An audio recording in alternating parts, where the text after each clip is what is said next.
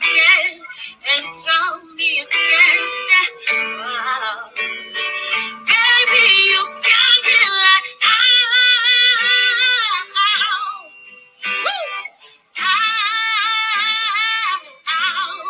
won't you stop loving me? Don't quit loving me. Just stop loving me, yeah. And then just to get close to you, and I'll run for miles just to get a taste. Must be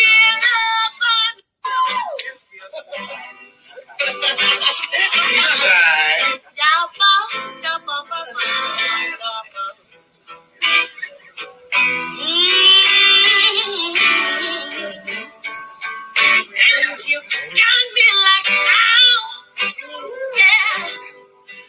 What you want from me? And they try to buy your pretty heart, but price too high. Baby, you got me like, your love will not fall apart. So you can put me again and throw me against that wall. Baby, you got me like,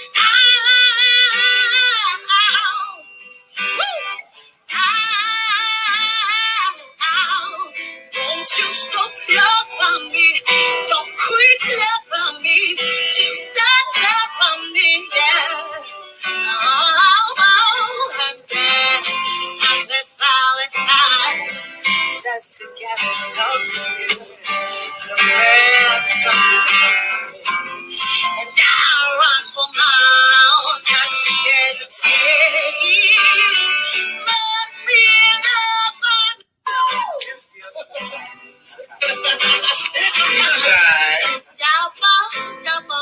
This is Black Titanic. Hit that like button, share and subscribe.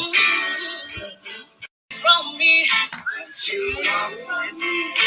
and they try to buy your pretty heart, but price too high. Baby, you got me like, your love will not fall apart. So you can put me again and throw me against that wall. Baby, you got me like,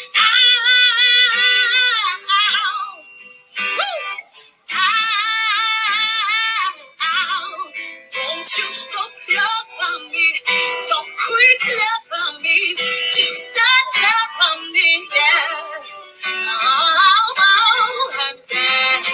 And then just to get close to you, and I'll run for miles just to get a taste. Must be loving.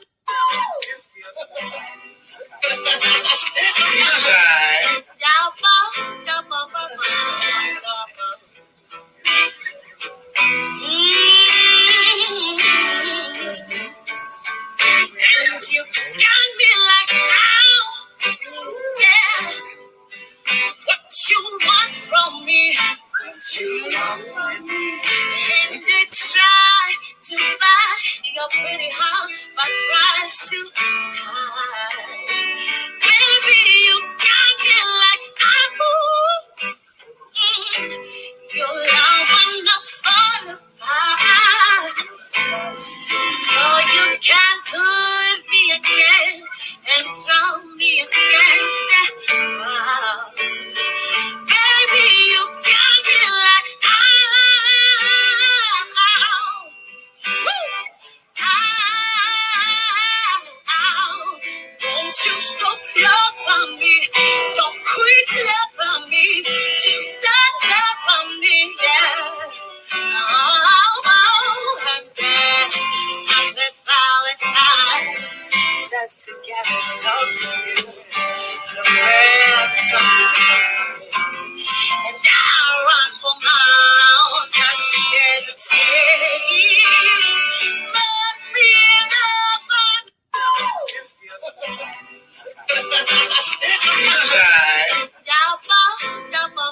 is Black Titanic. Hit that like button, share and subscribe.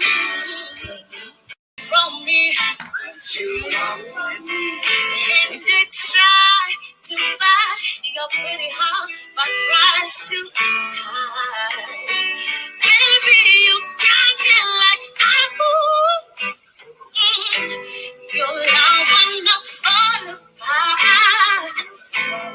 So you can put me again and throw me against that wall. Baby, you got me like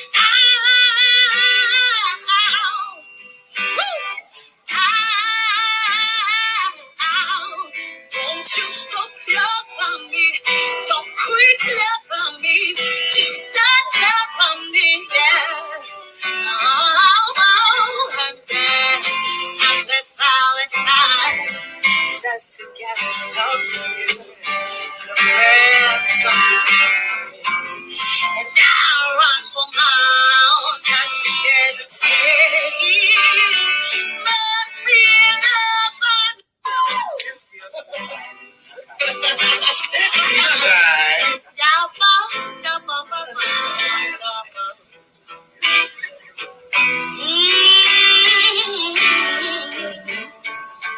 and you got me like now, yeah. What you want from me? And they try to buy your pretty heart, but price too high. Baby, you got me like your love will not fall apart. So you can put me again and throw me against that wall. Baby, you got me like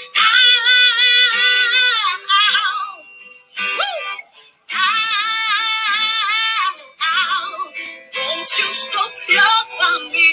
Don't quit love on me. Just stop love on me, yeah. And then just to get close to you.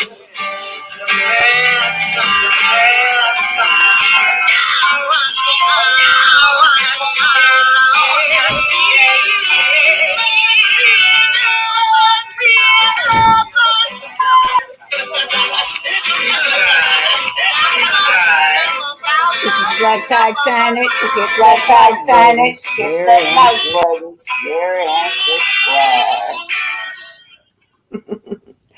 Happy Sabbath, everyone. Happy Sunday, everyone. How are you guys doing? How you guys doing today, right? Previously on Love and Marriage. Okay. Hey. How is everyone? Let me get house rules. House rules is that I don't own no properties, no music, no copyright to no music. Everything is allegedly and just my opinion. Yes, for entertainment and educational purposes. Hello, chat and everybody. Y'all know I just don't know when I'm just popping in on everybody. Just popping in when I feel like it, y'all. Oh, hey, Pastor Justice here. She says I love that voice. It's to me from her soul to mine. So I don't know who is she talking about, but anyway, very positive going on. Blessing. KC. Hello, KC. Hello, Vanessa. Of course, we got the superstar and the content creator, Pinky, the housewife in the house. Yeah, Pinky, you through with your commentary? I know she just got finished. She a hard-working lady, y'all. That's one thing I can say about Pinky. I be all drowsy. People be, wake up, Black Titanic, wake up, that don't go to sleep on me. Oh, she be constantly working too. I be like, I'm sleepy, girl. She be up working. and encouraging me. But anyway, Pinky, thank you for your encouragement. Hey, Janita Harrison, how are you?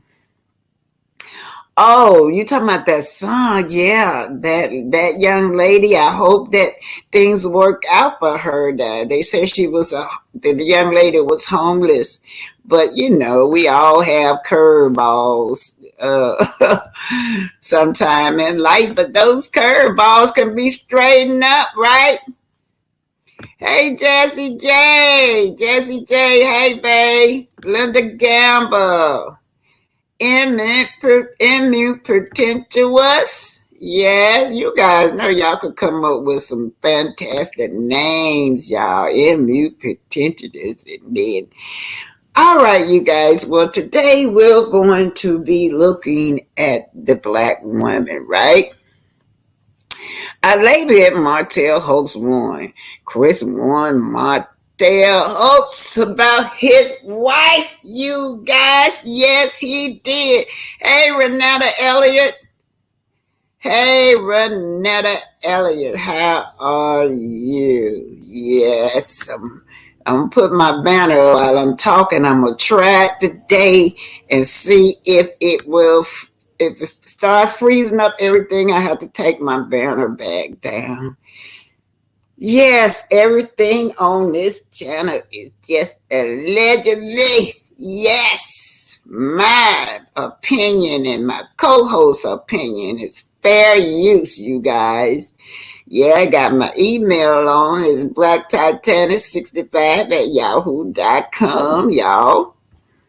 Anyway, you guys, let's just get the ball rolling. We're going to be looking at two cases today highlighting black women. One, I'm going to be the black child. Her name is 7-year-old Iana Jones.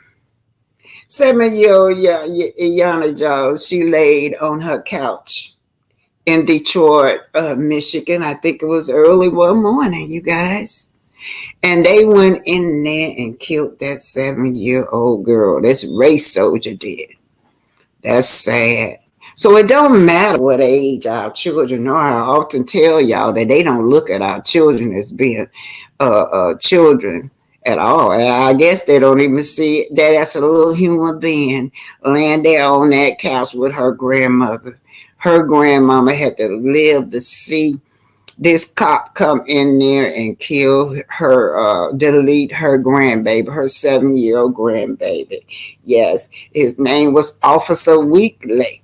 They were filming one of those Crime Stoppers or something like that, whatever you call it. Bad boy, what you gonna do when you come for me, that type of show. And I believe he was just trying to show out.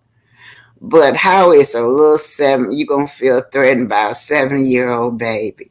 Well, the grandma, he blamed the grandma, talking about something, you made me do it. Yeah, you are reaching for my gun. Y'all know that cop was lying in court, but nothing ever happened. They were both acquitted, but they settled recently. They have settled for $8 million payout. That's what they do.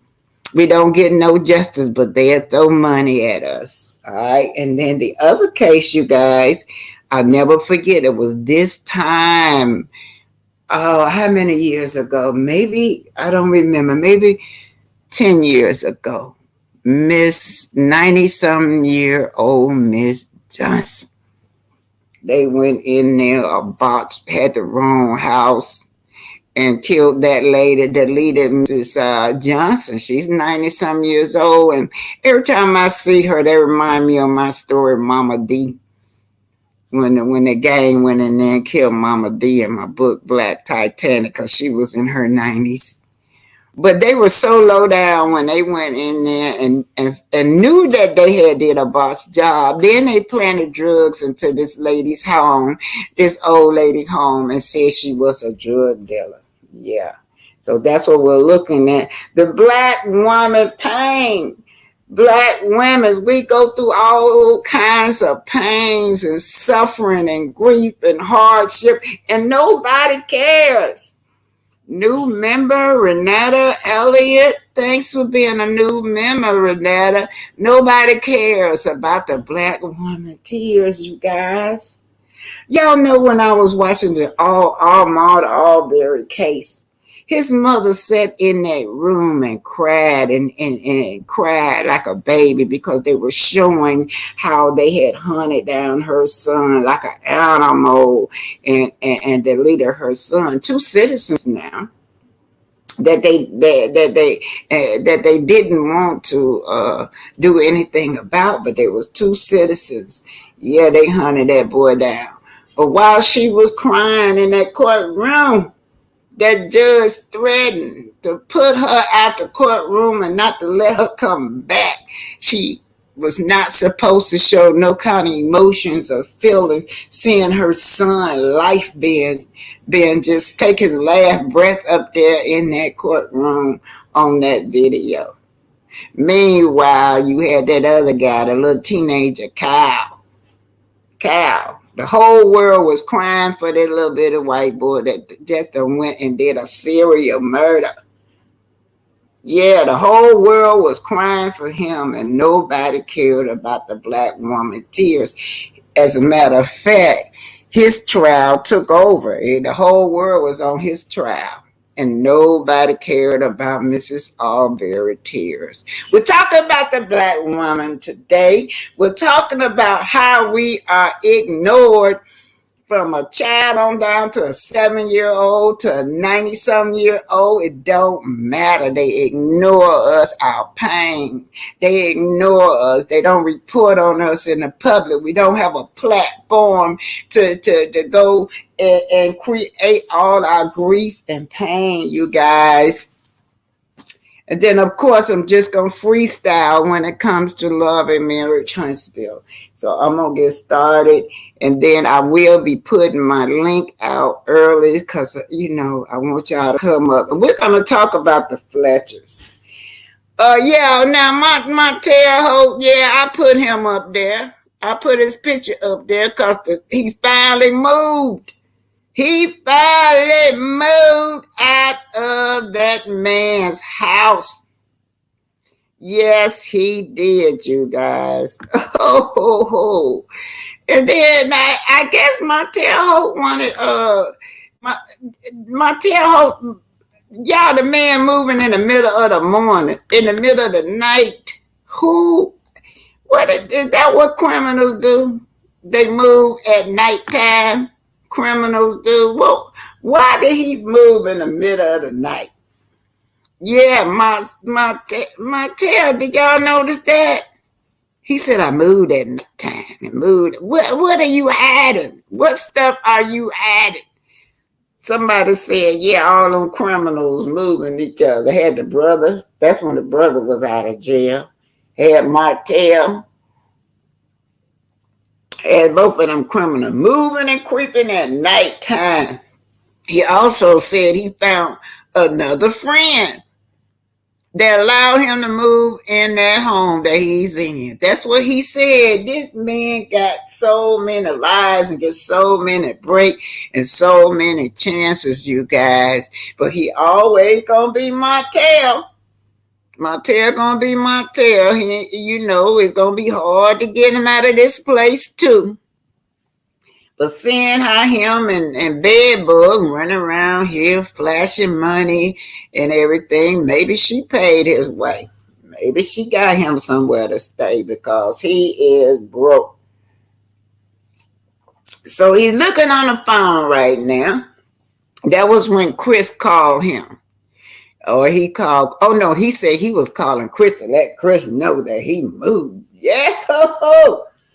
I'm calling Chris to let Chris know that I moved.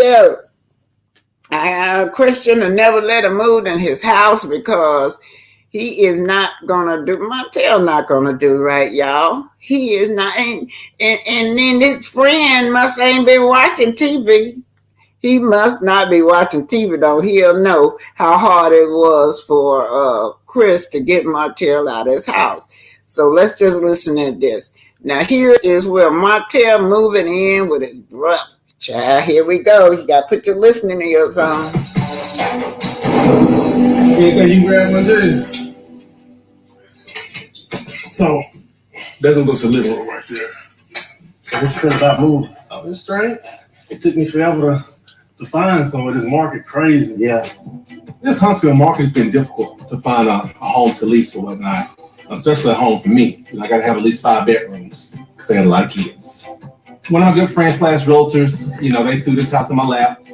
And then once I got the notice that I'm cleared to move in, so hey, let's go.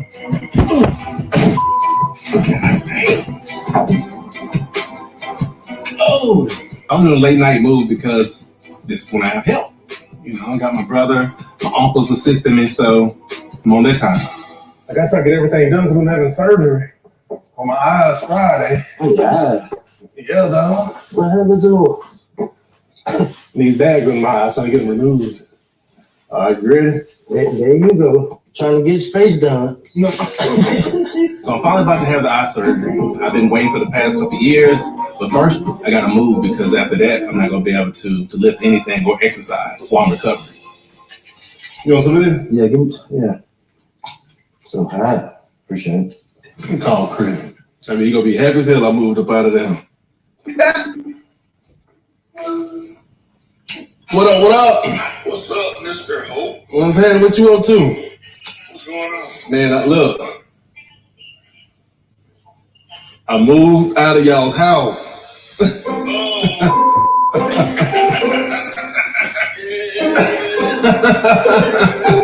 Oh my God, your ass have finally moved out of this house. I told her that so the owners wanna sell. Yes. They can't come and kick me out. Yes, they do. They can't come and kick me out. You want me just to pack up and go to a hotel with me and my children, or you don't care? Or you just worried about the money? You out of your goddamn mind. I'm outside. I'm actually here putting my sale sign in the yard. Let me see your sign. How much more time I got? None. Man, you know how difficult it was, man, trying to find something in this market. You moved today? Yeah, I mean, I'm moving right now. Literally moving. Well, I appreciate it. I'm sure the whole appreciate it. Hey, I really appreciate you and I ain't gonna say your patience, but I appreciate you working with me. You better say my damn patience. It's been so much turmoil, with Chris and you staying in this house, and I'm like, I'm not gonna leave this damn house without a place to move.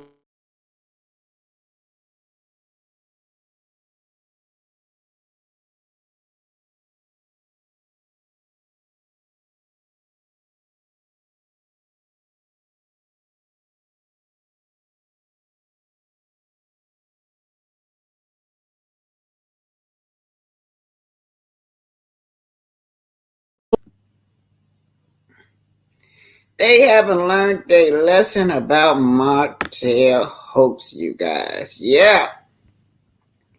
Not Martel hopes, yes. Did y'all hear that? He found another friend in real estate that helped him out. Oh, we gotta see how this play out because Martel don't believe in paying his bills, and it's hard to get him out that house. So he finally moved.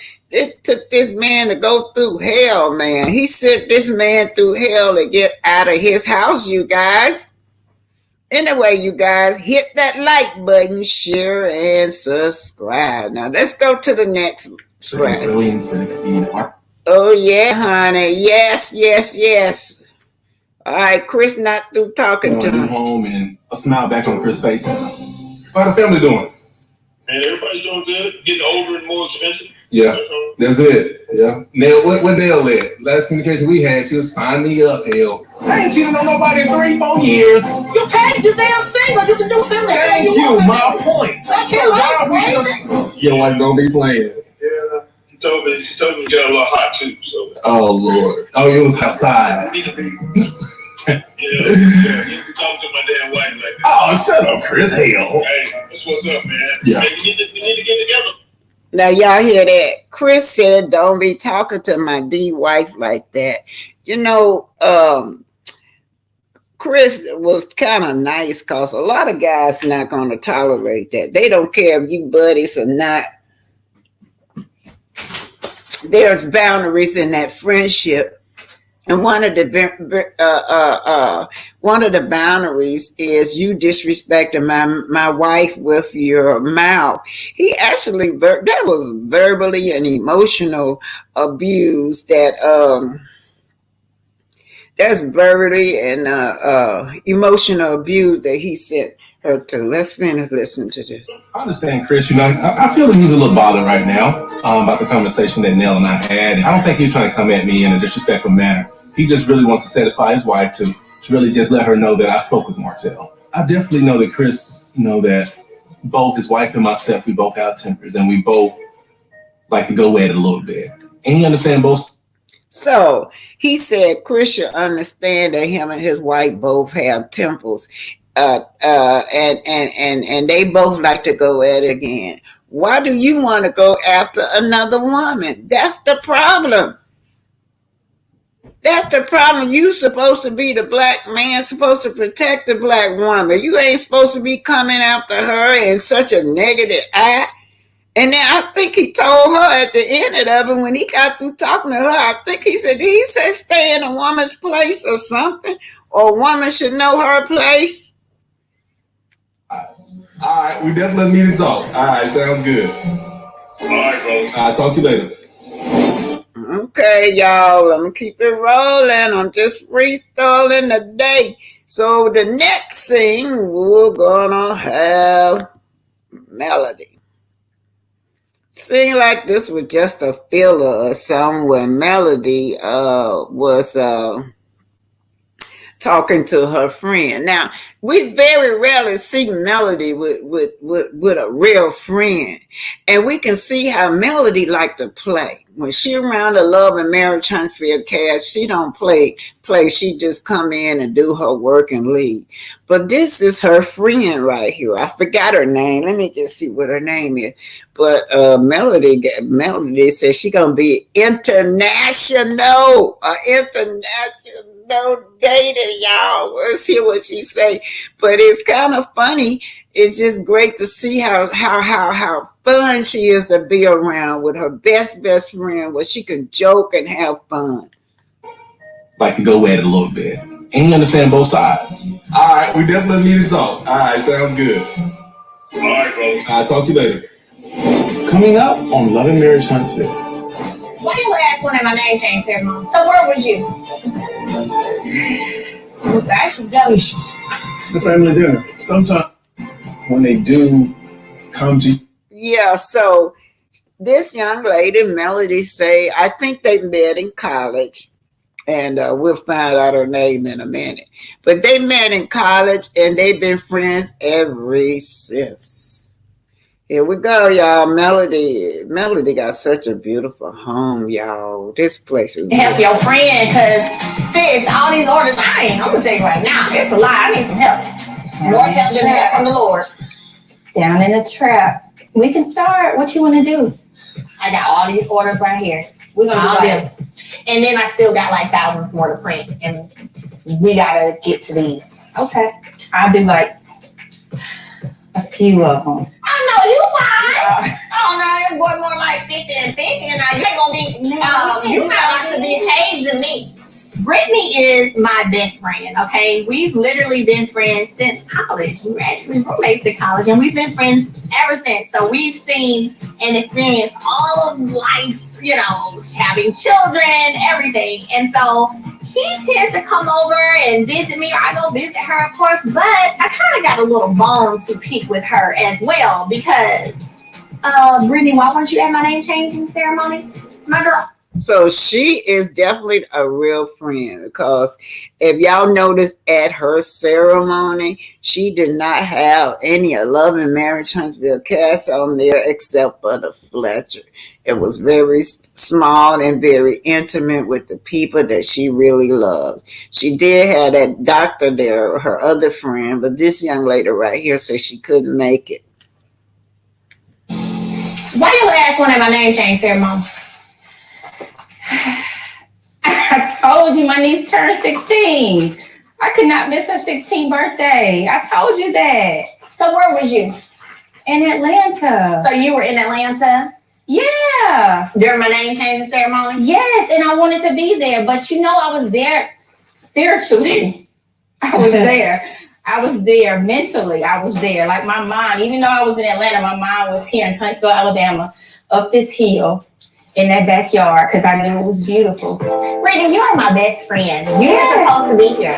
I know. We talked about it, Mel. We talked about it. I know, Brittany. I thought she was okay. No, I ain't okay, right? Now this the part where she gonna make up with her friend. Melody wants to go on a dating, girl. I would love to see this added to the show. Melody dating. Melody and her dates, and you know what? That man, Mr. Hoax, he gonna go crazy, man. If she start dating on this show, Arian ain't gonna stand a chance. He gonna be mean mugging Arian because he gonna start looking at her as the person who caused them to break up. Y'all know how his mind is.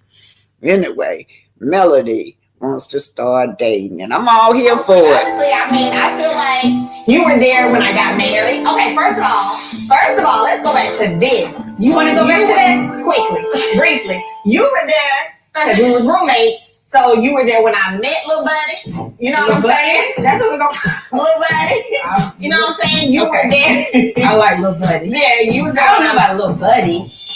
That sounds too friendly. But okay. Lil Buddy? Yeah. All right, whatever you want to call him. I'm going to say Lil Buddy today. I'm not calling no name. Okay, well, I'm going to say Lil Buddy a little bit. You were there when I met Lil Buddy. You was there at the wedding. You've been there with me. Oh, y'all, Little Buddy, what y'all think she mean by is he short in stature, or is the wee short? Is that Little Buddy? But we do know we're talking about Martel. That little wee is called Little Buddy. She done named his wee Little Buddy, y'all. But anyway, that's just me saying that. But y'all saw that going across the camera. She had him. She was tall, and she was holding him by the hand like a little kid, and he had a big old bobbing head on. But anyway, let's call his wee Little Buddy. Hey, Martel wee name is Little Buddy. Through all the change and the divorce. Yeah, and I was there with I felt like I had left. I did a little input. I helped with the ideas for a lot of different stuff. Did. Yeah.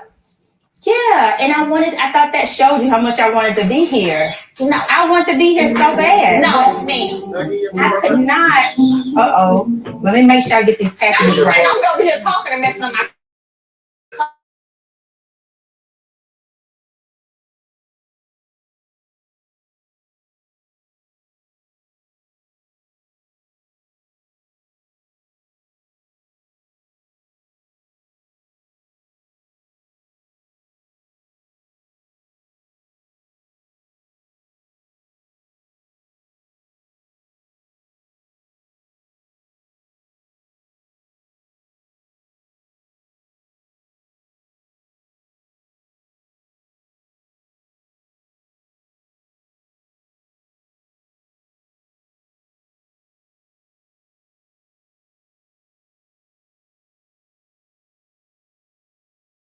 maybe be a part of me finding love again. Helping me pick the right guy. But okay. That wasn't a part of this last one. I was there, but as far as the initial pickings. Yeah. Okay. Yeah. You can do that. My dating life, I will say, has been pretty interesting. Kind of don't have a lot of patience for a lot of things. Block works very quickly these days on my phone. But I've also had some great experiences too. So having been married for a long time, I would say that being out in the dating world has been ups and downs. Yeah, that's gonna be fun. Yeah, I know what you need and what you don't need. Well, what's something you think I need? What would be one thing that you think is a requirement for me when it comes to relationship? Ooh. I'm gonna see if you get this right. I got it right because I know you. What's the answer? You need time. Of course you need consistency, right? Yeah, you need a look. Versatility, right? Uh-huh. We're gonna go for a little height this time. Okay. I'm 5'7", so maybe like start at 6'2". They gotta at least be 6'2". Yeah, real 6'2". Okay. Yeah. Now you know my top love language, what I like to do. Look, y'all, I know Martel. I put that picture, put this man picture up there. What y'all say his wee name, Little Buddy? Little Buddy up there, that little wee is gonna be pissed off because she getting ready to go hunting for some men. What's my top 5 love language? What's my top 1? Touch. That's it. Physical touch. You know, you used to get mad. Yeah. You can always be up on me like this right here. Yeah. Very annoying. I don't care. So we gotta find your man to do all that. Oh, yes. Where do you think we're gonna find somebody? Because I don't know, child. Opinions out here might not be what we needed. Well, we're not gonna pick here. Here? What you mean? Huntsville. Oh, so we're gonna expand? Yeah. Well, you know, I was thinking this might be international vagina. Oh! We might can go abroad. International. Okay, you guys, I'm finna pop back in and talk to you guys about this international with JJ. She said that she got, yes, international, not just locally. Hey, come on down. Yeah, come on down, young lady. Come off the stage. Yes, I'm all here for it, Melody. Yes. Melody will show y'all how to do it. Hey, you guys, let me get back to what y'all are saying over here. How would y'all that would be great to see. To have the Fletchers on there. We'll keep the Fletcher. You know, their family is enough to just, the Fletcher family is enough to keep us entertained, right? We gonna get to them. But just think what else would keep us entertained. Her, just watching her, just her everyday life. And if y'all notice, thank you, Linda Gamble.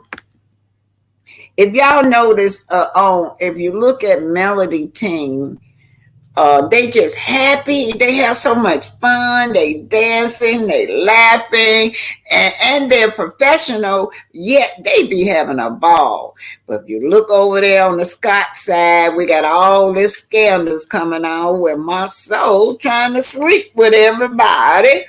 All the women's over there at the boom boom machine. So that's the kind of team they got. They over there arguing, and on Melody side, they over there being successful, flying like an eagle and having fun. Yeah, so let's see what she said. Says, seems like Mel is now producing this beat. Yes. Hey, Patricia Ellis Robbins, welcome. Linda Gamma, thank you. She said 39 in the chat. 39 likes and 49 in the chat. International. Now, y'all know that's funny. See, y'all, we don't get to see her down to earth like this, do we? And playing and joking around. And she can let her hair down when she's around her friends. I saw that when I was looking at her and Dawn them. Oh, that Dawn can dance, y'all. Woo, Lord. And then I learned that she was a hip-hop dancer. Dawn, her manager, if that girl can go. Yeah, Dawn, man, you got to be dance fighting on the floor. I'm gonna challenge Dawn to a dance contest. I'm gonna hook that. Y'all know what? I'm gonna hook the rope out on Dawn. Yeah, Dawn, I'm gonna challenge you. Grandma gonna hook that rope out on you and do some spins, cartwheels, and splits on you, Dawn. Yeah, come on. Anyway, you guys, that's what I be noticing in her camp, that they be having a ball. And then I be wanting to wonder, Melody like, y'all leave my team alone on down to my drivers. Don't even mess with my drivers. Because they just so messy. Y'all remember one reunion with Melody?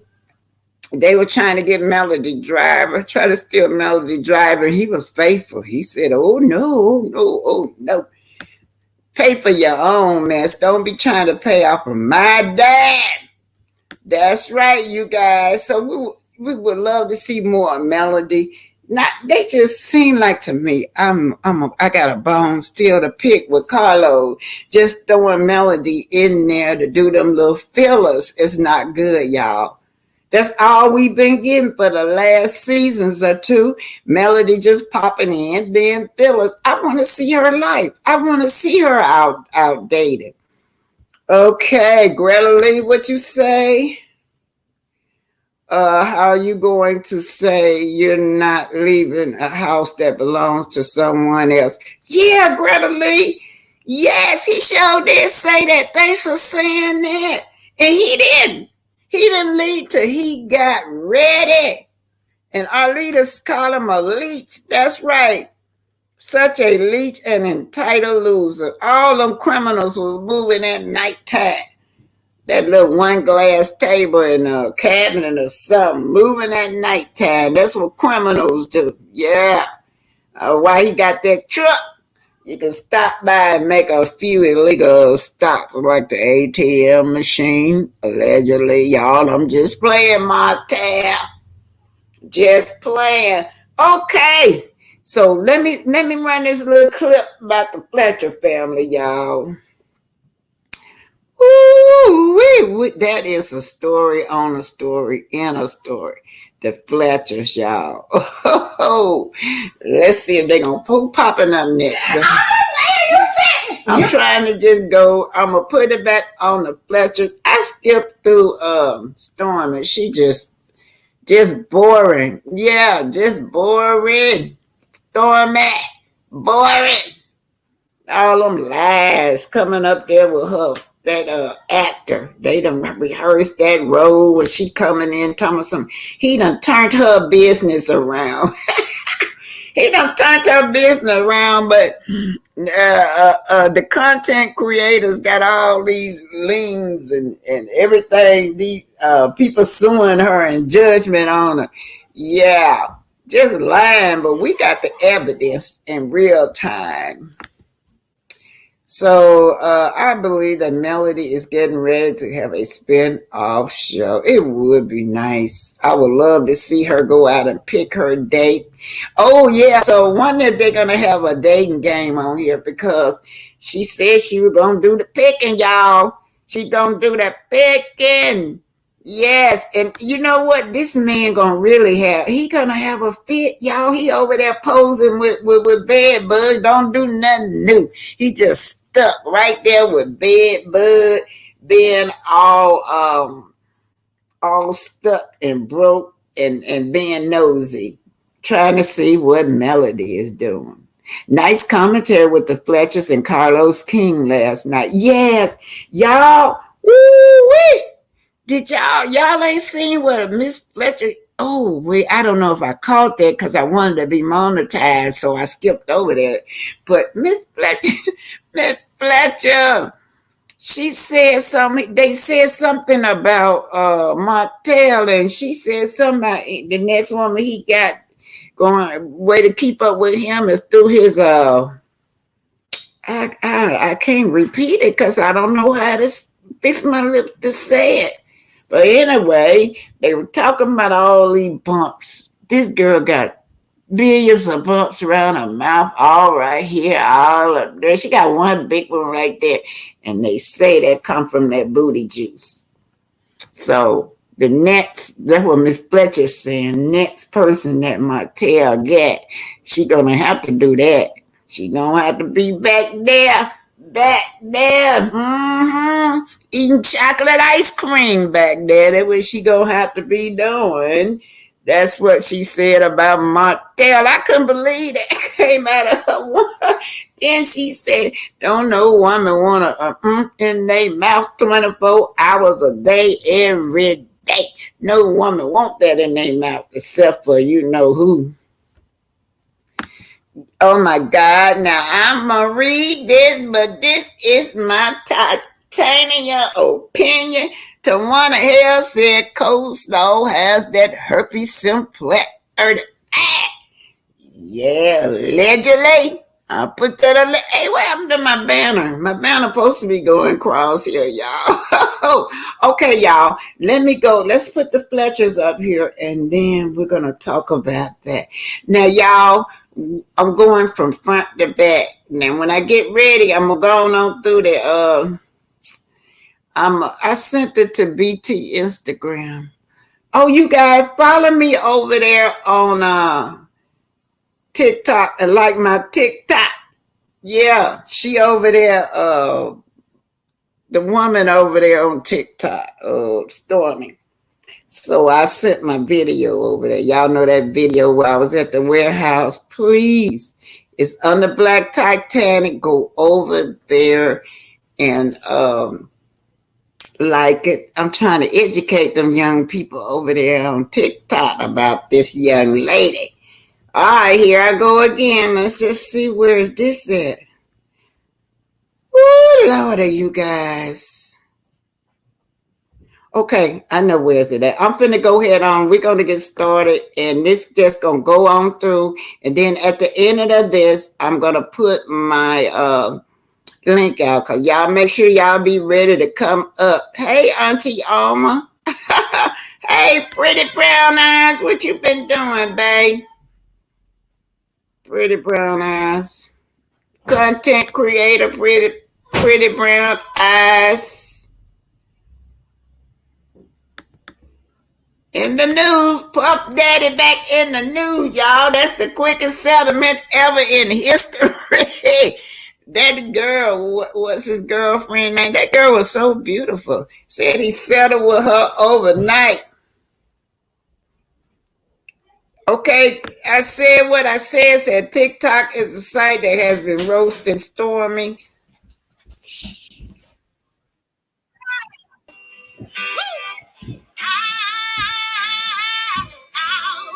Don't you stop love from me. Don't quit love from me.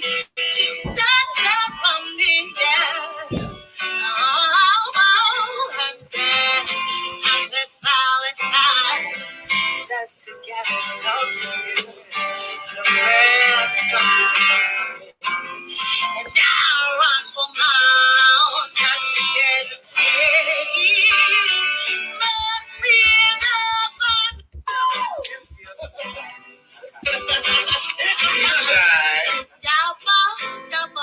This is Black Titanic. Hit that like button, share and subscribe.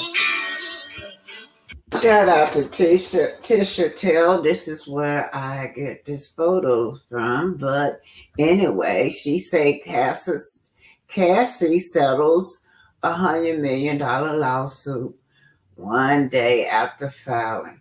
So this is a Diddy and the beautiful Cassie. Y'all know that in the past there has been reports of domestic violence between these two. It seems like everybody always turn a blind eye. But I guess the sister tired of being beat. This is all alleged now, you guys. They're saying that they have witnessed this man actually beat this young lady. But the young lady is saying that he violated her, right? She has a story to tell, right? But Diddy must don't want to go through all this social media bliss, social media drama. So he learned to settle her lawsuit very early, just one day. But that's how he treats her anyway. Allegedly, they said that one time he beat her up really bad and then turned around and sent her on a $20,000 shopping spree. So in between the beatings, then you get the gift. Y'all know how Ike and Tina Turner did. Ike. Yeah, that's how Tina Turner used to do. I love you, Ike. But yeah, we have all these Ike and Tina Turner moments with Cassie and P. Diddy. And y'all do remember Danny Kane. Y'all remember when he brought that group out? It was so much drama going on with that group.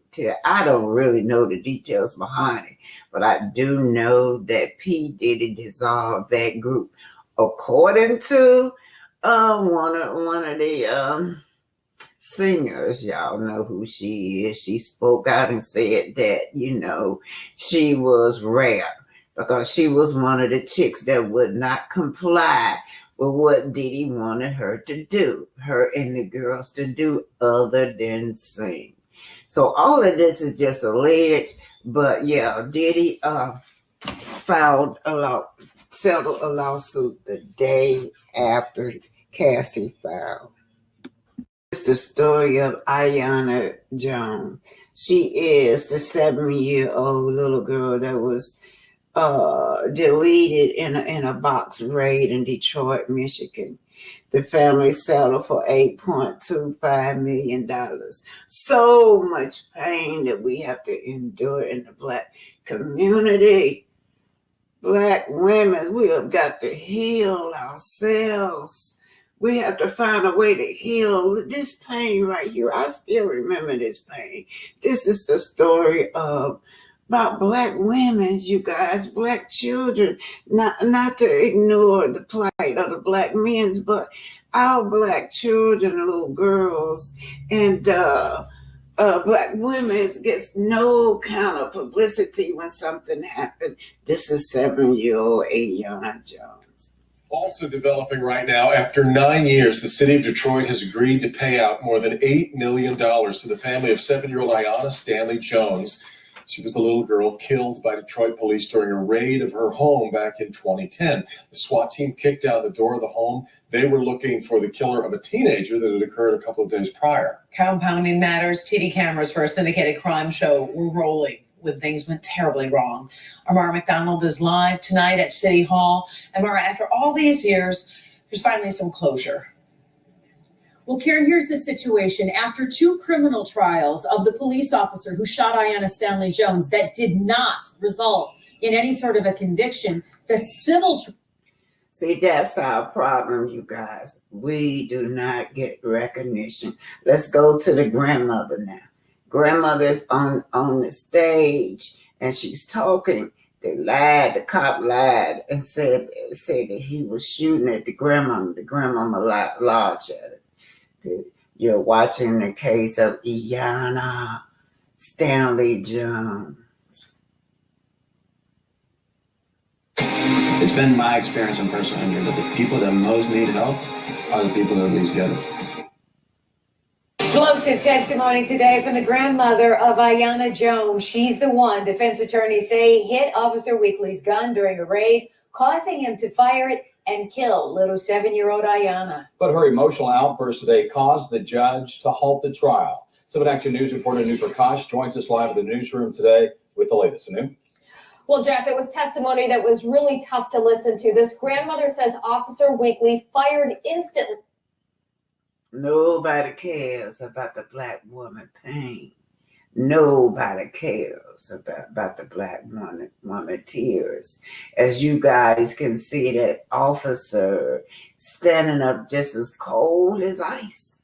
And he got the nerve to be mad at her because she's in there crying over her deceased granddaughter. He want her to shut up. He's mad because she got the nerve to take him to court, you guys. He pissed off at her, and he lied and said that this woman tried to grab his gun. That's why he shot this baby. But still, nobody cares about the Black woman tears. Nobody cares about the Black woman pain. The moment he entered that house. I'm laying there screaming, asking somebody to help my granddaughter because he just shot her in the head. And he wouldn't even help her. They turned on the light and seen that she had been shot and carried out the house. Oh, man. Oh, my God. Oh, Jesus. A highly emotional Martel Jones. So much pain when Mrs. Jones, the grandmama, get up there and testify.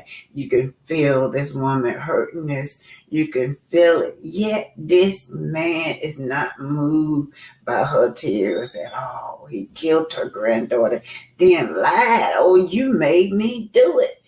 The officer said, you made me do it. You lunged at my gun. Oh, it's no way. No way. Report is that they were laying on the couch in the living room. The little baby was, and they come busting through the door shooting y'all. And then they had the wrong house. Jones wails on the witness stand this afternoon during the retrial of Detroit police officer Joseph Weekly. He's accused of involuntary manslaughter in the death of Jones's 7-year-old granddaughter, Ayanna. It happened in May of 2010 during a raid on a Detroit home as police were searching for a murder suspect. Jones says she was on one end of the couch and Ayanna was sleeping on the other end of the couch closest to the front door when Weekly entered first and instantly fired his gun, hitting Ayanna in the head, killing her. Why you do it? I told y'all they remind me of the other young lady, Kareen.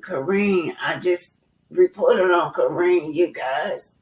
Kareen, little boy, was shot, but fortunately he survived. Yes, he survived. And she did have I think he was in the house with her boyfriend or her ex, but he was brave. He tried to save everybody's life. But, Kareem was abandoned with fear. They went in and killed that girl and shot her son. So, but anyway, Kareem's daughter, she had a little infant daughter at the time, you guys. She's been raised up without a mother, so it's the little boy. But this is Grandma Jones, who was on that couch with her baby that day that this cold-hearted officer shot her. And I don't know how it's a little 7-year-old little girl gonna be a threat to any of you officers that come in there, even this grandma. Y'all know this woman is no threat nor that baby. Please tell me why you start all over for you. Head, killing her. Why you do it? Please tell me why you come in my house like that. Weekly's defense has been that Jones lunged at him and hit his gun, causing him to accidentally pull the trigger. Listen as she defended herself and lashed out at Officer Weekly. You killed my grandbaby. You killed her and you try to blame me. You know I never touched you, Mr. Weekly. You know I never touched you. You know you're wrong. Look at him, y'all. A demon. He don't bat an eye. He cold as ice towards this woman. He furious that she would take him to court. We have people like this on our police report. They put in our neighborhood for a reason. The cameras was going, you guys. They caught everything because they were filming for a TV show. Yeah. She was only 7 years old. She was only a baby, man. She was sleeping. Weekly sat stone-faced, and within moments of that outburst, Jones was escorted off the witness stand. On her way out of the courtroom, she continued to shout at Weekly. I get no sleep. The flashbacks, I wouldn't wish them on nobody in the world. I need you. So much pain that the Black woman go through. So much heartache, Lord. Women, we have got to heal from all the pain and the bloodshed we have had to endure in this country. From watching our grandbabies to our sons and our daughters. Oh, man, we have got to heal. We have got to heal. But how can we heal when it continuously going? This is my sister. I heard from my sister. That is her granddaughter. It's like it's my granddaughter. We are one. Oh, my Lord, have mercy. Lord, heal this woman pain.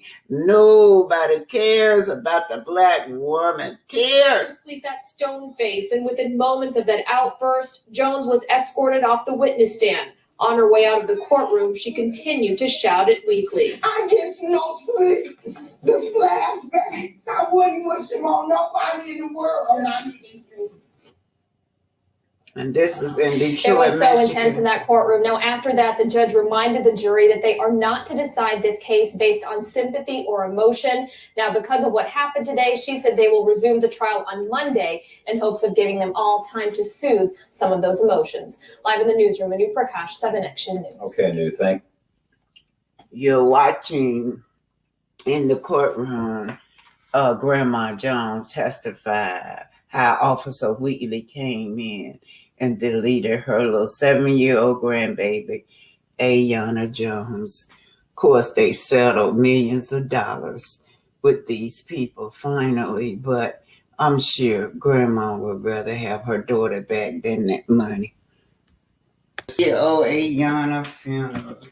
Nobody cares about the black woman tears.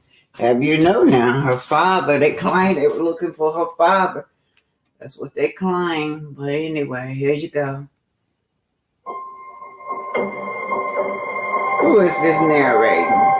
There's a lot of things in life that are special, but most things in life that are special are things that money can't buy. And it's sad that Naheem Hines is his She name. was only a baby, man. She was sleeping, and I told y'all, let me get my granddaughter, and y'all didn't even give me a chance. Why y'all do this to me? The victim I chose to honor was Ayanna Stanley Jones. She was 7 years old when she was murdered in 2010. Ayanna Stanley Jones was a 7-year-old African-American girl. She grew up in the east side of Detroit, and it's sad because you can say a lot of things about her, but she was killed at the age of 7, so there's so many things and so much life she really didn't get to live. Like right now, she'll be 18 years old in July, and she have the opportunity to go to college, and at 7 years old, we know like this, we're so innocent, it's so hard to even say what people are or who they can be because you really don't figure it out until later on in life. There was a SWAT team in Detroit. They were looking for Ayanna's father. They went straight into the house, and with the smoke grenade and the flashbang, they shot Ayanna in the head, and then as they shot her in the head, her grandmother was freaking out. I get no sleep. The flashbacks, I wouldn't wish them on nobody in the world. It's sad that the skin you're born with, people look at so hard that they can't look at your heart and soul first. I actually read through probably 100 cases when picking Ayanna's story, and I really just thought about how she was 7 years old. I thought about how innocent I was when I was 7. Then I had a younger sister who I was 2 minutes older than. I thought about her when she was 7. There's no right or wrongs to justify somebody for getting killed, and especially a little girl, like she was shot in the head and exited through her neck. The fact that in the justice system we didn't hold them accountable for that, what does that say about America, how they treat their citizens, and how they look at our citizens? First, look at us as people, and I realized like you may buy jerseys for me and love me to death for fantasy, but also realize there's people who look just like me who weren't blessed to be in the position I'm in, and we're people too. I came from somewhere. There's people who look up to me that could be just like me, but they may not ever get that chance because of racial prejudice. That's what I really want from the fans. So hear the stories and listen. Don't pass something in your mind before you finish the story. Look at it from both sides. Say her name. Ayanna Jones. Take all of us to end racism and hate. So we're just examining the plight of black women and how oftentimes we are ignored in the media. Nobody cares about the black woman tears. Now, on the other spectrum, we got Breonna Taylor. Then on going to the far spectrum, we got Catherine. Miss Catherine Johnson was in.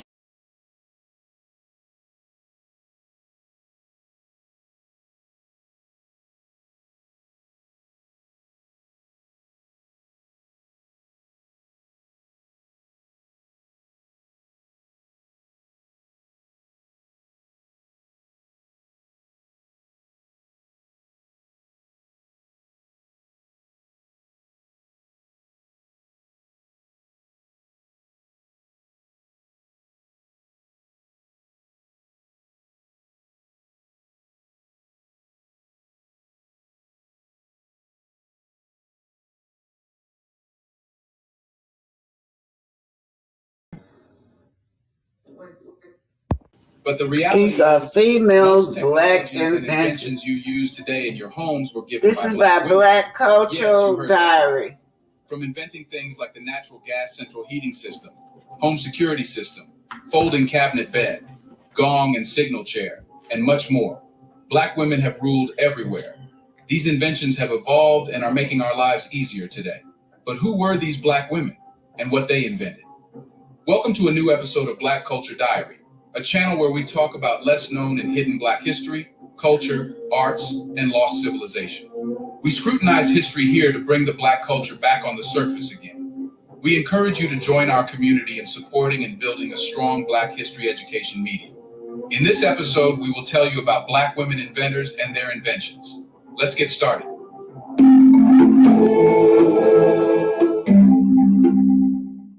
Number 1, Alice Parker. In the early 20th century, keeping homes warm during the cold winters was quite a challenge. People relied on wood and coal, which meant they had to go through the laborious process of collecting and chopping them. But Alice Parker, an African-American inventor, had a groundbreaking idea that would revolutionize home heating. She designed and made a central heating system that utilized natural gas, eliminating the need for manual labor associated with traditional methods. This ingenious system not only provided convenience, but also generated ample heat to keep homes warm through the winter months.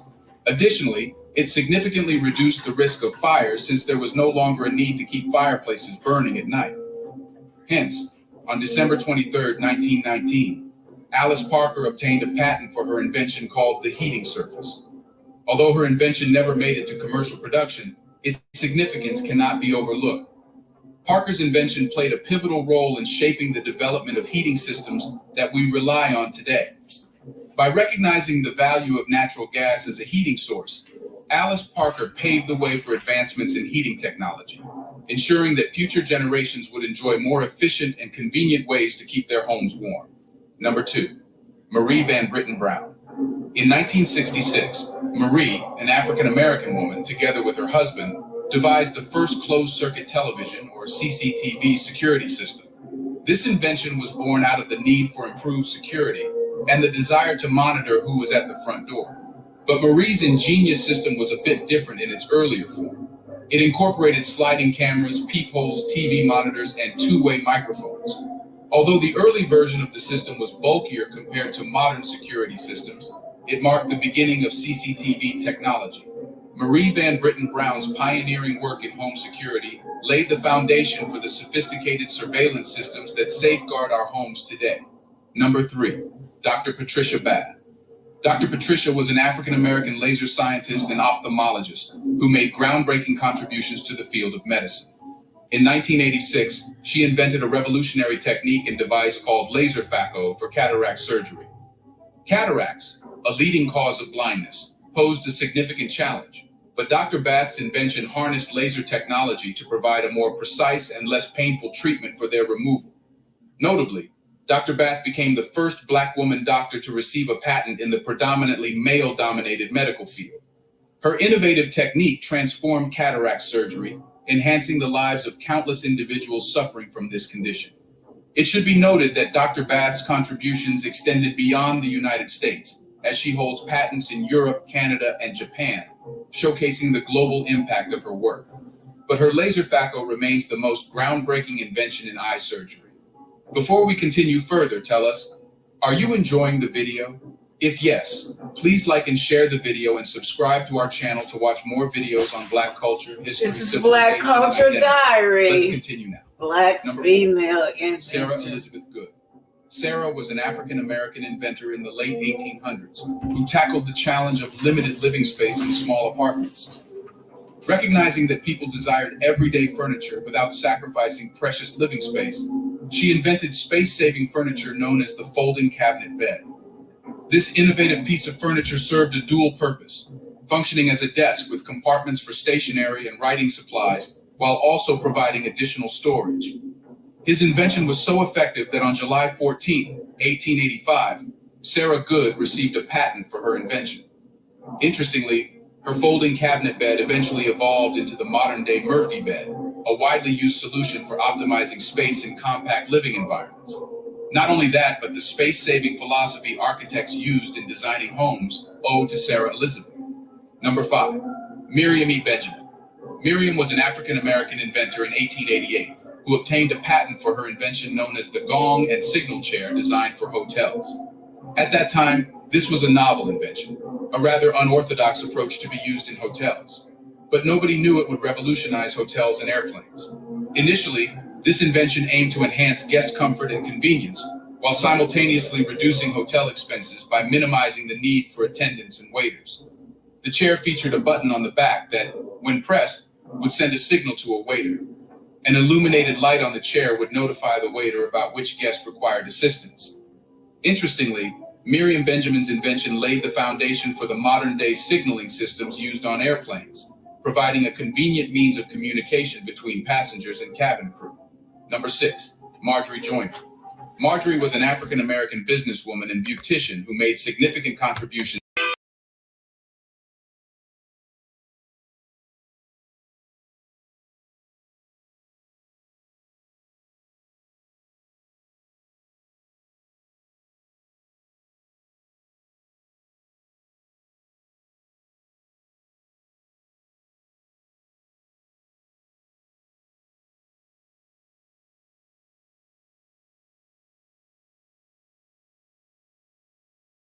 Ain't nobody cares about what's going on with us. Okay, you guys. Let me put it back. Let's see what I got right here. I'm going to keep it going. I'm just going to see what this is. Hopefully this is the one with Neil Fletcher in.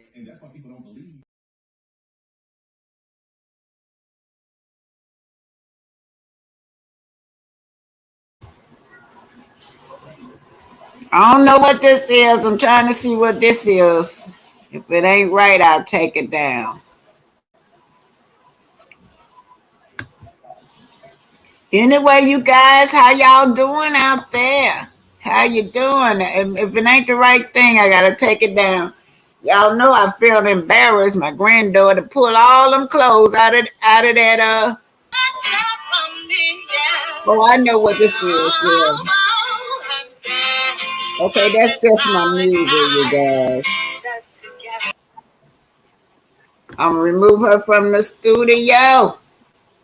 Anyway, you guys, yes, that was sad. I don't want to skip over that. Let's talk about it.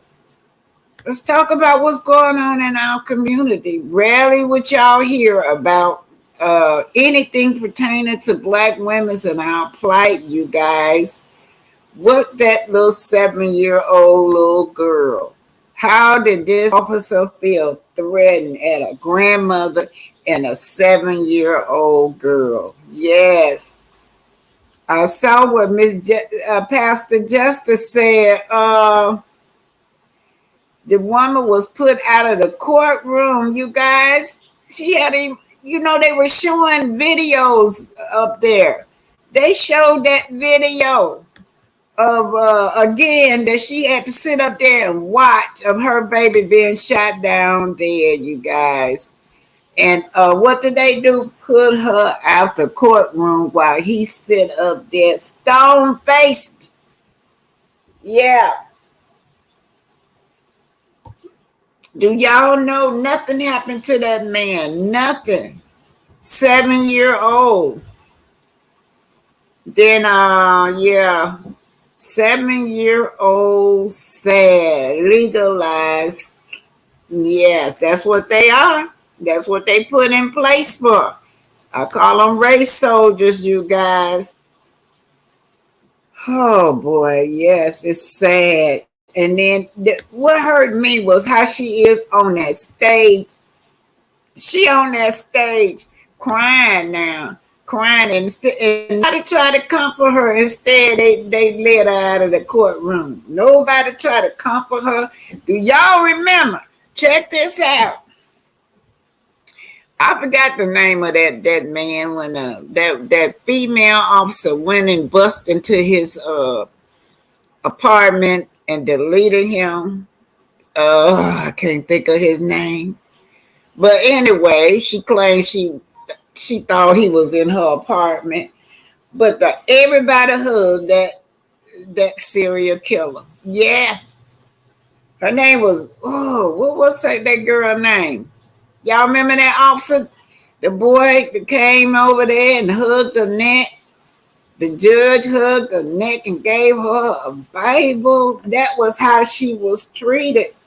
Now she had just killed his brother, that officer, and he went over there and hugged her and then said he wanted to be friends with her. Now, and then the judge down off the stage went over there and hugged her, pulled her hair, pat her on the head like that. Yeah. But look, nobody patted that woman. Nobody patted Miss Jones. Nobody hugged Miss Jones.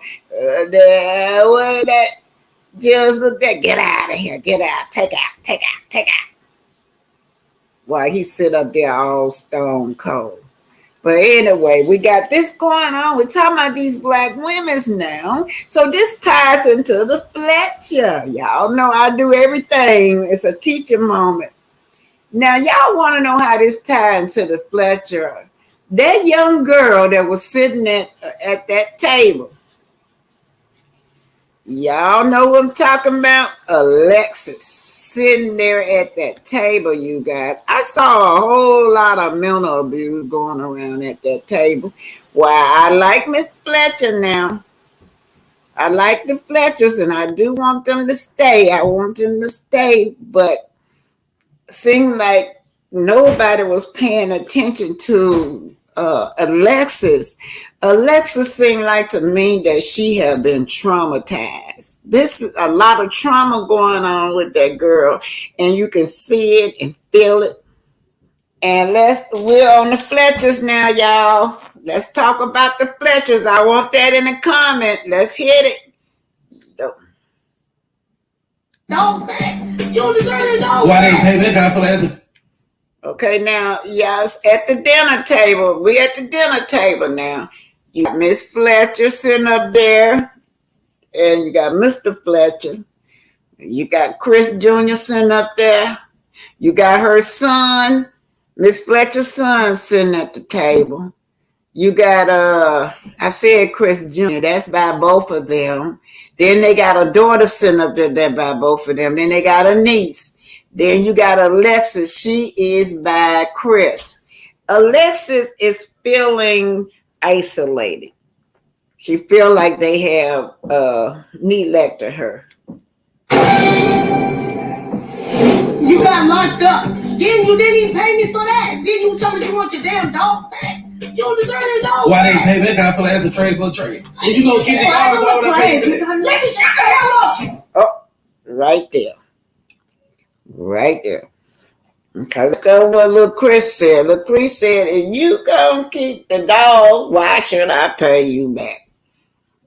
Now, I'm telling all y'all, don't expect for your kids to pay you back when you loan them money. You get it back, fine, but I learned that not to give. I learned not to give money that I know I probably won't get back. So they not going to get that much from me.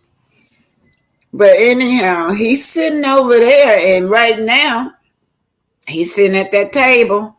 And right now, last episode, she said that he must be mad about them dogs because he won't answer a phone call. She ain't heard from him in a while. He dodging her.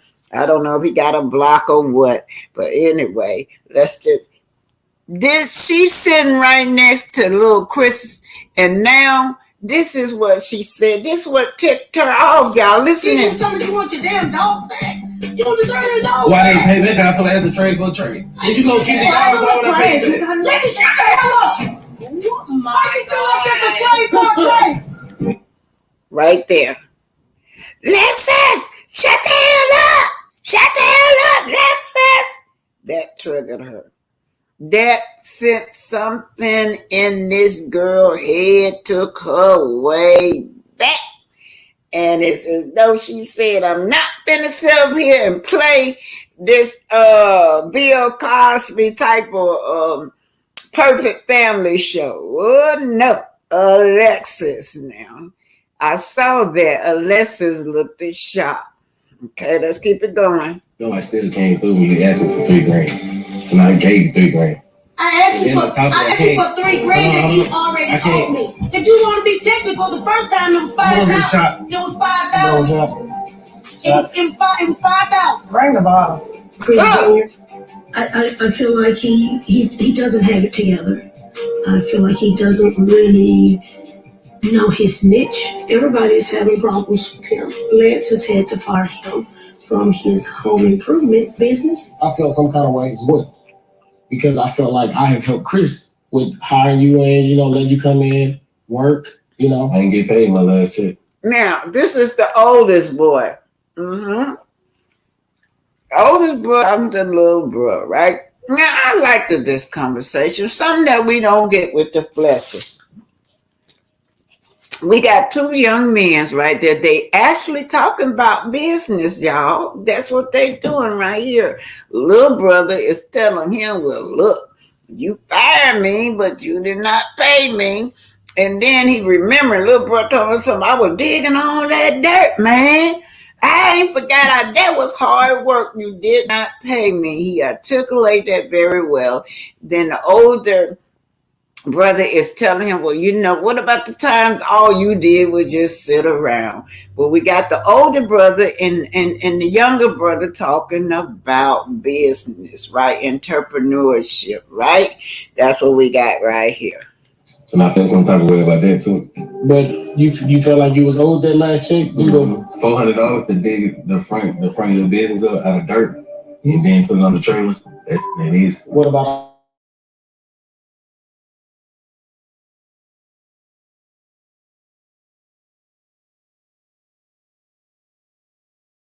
I'm learning in my years with Green Spaces. How's Green Spaces doing now? We're doing really good. We had some setbacks. Last year kind of setback. I had to borrow some change. A little more than change. Yeah, if I could get all the money back that I loaned to y'all, I'll be wealthy. If it was up now, I can identify with this family, you guys. I can, and I think that's why everyone, the Fletcher was such a hit, because all of us, each one of us, can identify with somebody from this table. We already know somebody that's always in jail, whether it's an uncle, a cousin, a brother, somebody that's the boy next door. We also know somebody in the family that won't keep a job now. They'll get them, but they won't keep them. And then you got the shit starter in the family. Now look, in my family, it's my niece. I raised my niece from when she was 6 months old to she's 48. Now she's still like my daughter, but honey, she get that drinking and you having dinner, some gonna pop off with her. your daddy, y'all wouldn't have. I kind of have mixed feelings of why I'm the bad guy. Honestly, I really don't give a damn. And it is what it is for me. Well, I don't think you're the bad guy. I just think they just have a problem communicating to you. And they backdoor me and come to you. Sometimes they. I'm not having it. Y'all know that. Y'all know that. They've been doing that since they were little kids. Yeah, these kids spoiled. Y'all know. You say something, then they going to undermine you, go ask Papa, right? Or if you the grandma in the house and the mama say something, the children sneak in your room and ask the grandma. Hell yeah, children play each other. Even these grown adults do that too. And I imagine they'll go to Chris will get them money before what's her name? She seem like she give them money, but they gotta have a reason for them to get money out of her. Expensive ass cars that have been bought. Your dad. Oh y'all, this where it get triggered. Y'all heard who bought up the expensive cars, right? It's Miss Fletcher. Cause Miss Fletcher was saying, yeah, Mr. Fletcher, she always bringing up cars. It's Miss Fletcher bought up these cars now, according to what we see. And the girl is saying that she had to work and buy herself a hoochie, which which I realized that taught her a valuable lesson. She knew how to get out there and hustle. She felt like the other kids, that they bought them money. They bought them expensive cars. They were riding around with it. But I'm telling y'all, that's my opinion. What triggered her to me was when Nell started yelling at her. Let's go. Bad guy. I just think they just have a problem communicating to you. And they backdoor me and come to you. Sometimes they do. I'm not having it. These expensive ass cars that have been bought. Your dad was telling me not to buy y'all those cars. Y'all didn't need those things. Well, why didn't you buy me one? If y'all were buying those You're cars. reckless. No, she got a car. No, I worked an entire summer and saved up 50. Y'all, that was shady. Y'all heard Denise? Denise should have stayed out of cause you reckless. This girl is being emotional abused at this table, you guys. Sorry, y'all, but that's how I feel, y'all. That's my opinion. Nobody listened to the way she feel because her perception is different from theirs. They always raised up in this beautiful big home, and she was raised somewhere else with her mother. Now that's gonna be another dynamic. Are they gonna bring her mama to the show? Are they gonna bring Nell's ex to the show with the first dad? I like to see what they're gonna do with this story, but yeah. Well, y'all don't forget she got that husband sitting up there. That husband awful quiet. $100 and I got a hoopty. That's how I got my first car. While y'all were driving BMWs and Mercedes. You can move your finger to. I was driving a 1997. You drove your little expensive ass white car after I dropped $22,000. What in the actual? You guys are acting like I'm. Did y'all hear that? Now, Alexis. She said she gave you $22,000. Yo, that would have been a nice car back in the day at that time. Unless that seemed to go over your head now. All right. Saying, are you kidding me? Here we go again. Every time an argument starts with Lexi, it's always something about the car. Either she has a very distorted memory, or telling the truth, or she's actually doing this to agitate me. No, Nell, you brought that up about them cars now, Nell. You sure did, about how they were riding around here with beautiful cars. She went back in her memory where she riding around in a hoopty. But that $22,000, ooh, that's a lot of money for a little girl back in the day. At one point in time, a large lump sum of money was given in not less than a month. You had another car. So that's why we were I got into a car accident. Do you guys want the legal documentation? I got in a car accident with my hoopty, you're going too far. and then I got my car. I'm just saying, I've never gotten a car. Null and void. I got treated differently. How did you get treated differently? Wait a minute, with this car thing now, with that $22,000. Now, Lexus, you could have got a car out of that. Well, you did get a car, and plus had money left over. Woo! Always gotten treated differently. Let's not open up that can of worms. Well, we can open it up. Because I've you always never got been treated. You never got treated differently. I have gone years without talking to you guys because I got treated your choice. Your choice. Yes, we reached out to you and you blocked all of us because of how y'all treated me. You were in a different household and you chose to get mad about certain things, Lexi. I don't know, what this memory loss. See, that's it. That's why she feel left out. She was raised with her mother. She has a different mother, so she raised in a different household.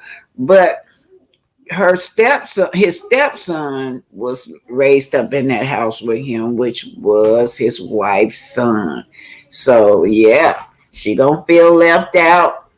Is that everyone's experiencing, but it's tragic because that never happened. Let that go. Just let it go. I let everything go. That's why I'm here. If I don't let everything go with this family, I would not be here. Well, I got to get back on her side. He want to dismiss her feelings. He want to let it go. He didn't say that what she was saying wasn't true. what he want her to do is shut up. And I think everybody at that table is dismissing this girl's feelings. I really do. She's been traumatized somewhere, y'all. She is got a lot of trauma going on in that head. You do have this thing about you, like, woe is me. You do. I have a woe is me You do. thing. You do. You most certainly do. You most Because I certainly was do. not treated the same as you guys. I've never been around this family.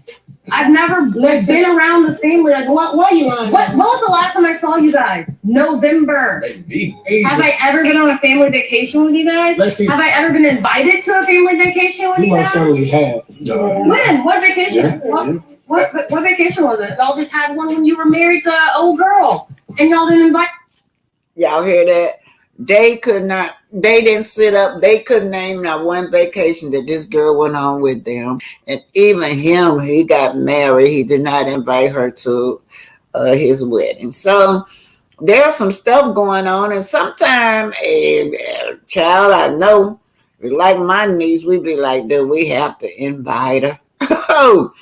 Because it be so much drama going on. It's gonna be somebody gonna always get cussed out. I mean, even if the dinner going beautifully, my niece, she gonna find some.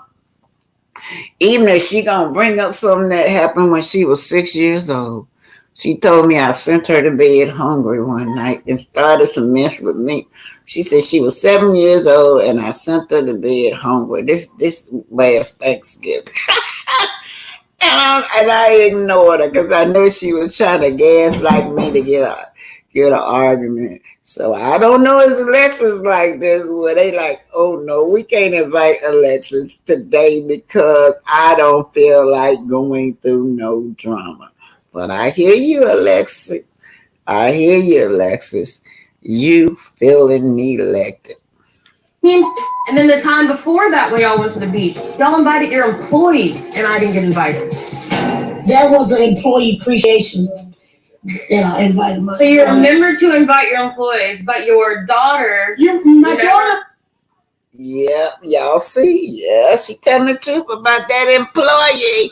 But guess how Neil gonna come back? What was going on the reason you didn't get invited? Was being it cussed me out and wasn't talking. I don't even think y'all was talking. Lexi, you cussed me out more than once. You guys were barely at my wedding. Because I don't want. Barely at my wedding. Because you barely invited us. But we showed up. We showed up as a team. And we showed up and showed out. Lexi, what do you mean? Because you guys had an invitation. We were barely on the damn invite list because we were not talking. Because you always How can we apologize for anything when you want to block us every time? But why did you guys apologize when you guys are now saying there's nothing to apologize for? We all got into it. I ain't never blocked Chris, Kiki, Kayla. I've never You been don't blocked. ever call me. We never have. We Don't you feel the same way? I don't have a relationship with you, Do I call you, or you. I used to reach out to you and stuff, and then when your wedding came around, you just did not invite me. If you guys are gonna lie, I will leave. Here come the disrespect. Don't disrespect me at my table. We're not gonna do this. Bye. Well, Bye. You guys are. Yeah, that.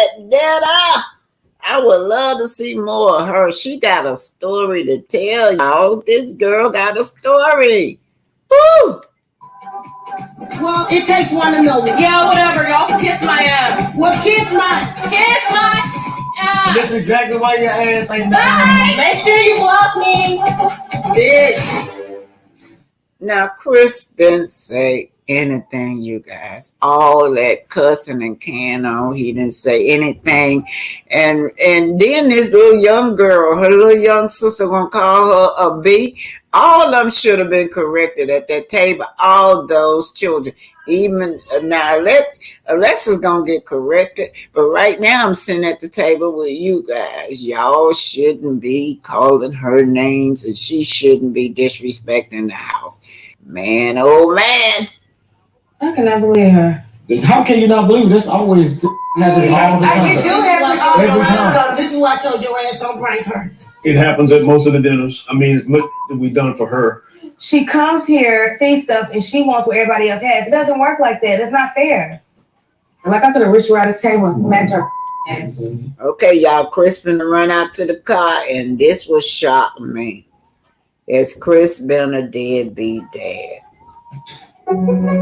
Chris walking out to the car right now. That's what I'm looking. There's just no point with Lexi. She do this every time, and I'm really just had it with her at this point. As painful as it is, to hear it, she's still our daughter. I'm always gonna love her. I'm still gonna love her. Still our child. And I have to respect that for you. Here come y'all. He at the car. Ganging up on me like I was not treated differently. I'm sorry. What car did Taylor drive? She drives Let me say something. Let me say something. No, she did not. No, she did not. No, she did not. I will come down here and set this house on fire. Lexi just likes to play victim. Show When you she what around us, she always bringing up the same. that gal said she'll come back and set that house on fire. I told y'all this girl got a lot of trauma going on. She's not over it. We never mistreat you. That's your perception. That's what you're saying. And the only thing you're talking about is a car. All you're talking about is a car. Father, you were always there for me. You were always there No. I'm not gonna sit here and tell you that. There was a difficult times in my life that I couldn't be. My entire life was a difficult time. No. Don't say that. Because you're lying. Man, you sitting up here lying now. Be there for me. If what? 28? Oh my God. Now you telling a lie. Now you pissing me off. Are you kidding me? No, are you kidding me? That's what you did? No, you a lie. And I don't put. Well, yeah, y'all, we gonna end this. I'm gonna throw my link. What a way to end this, you guys. This man, oh my God, she got some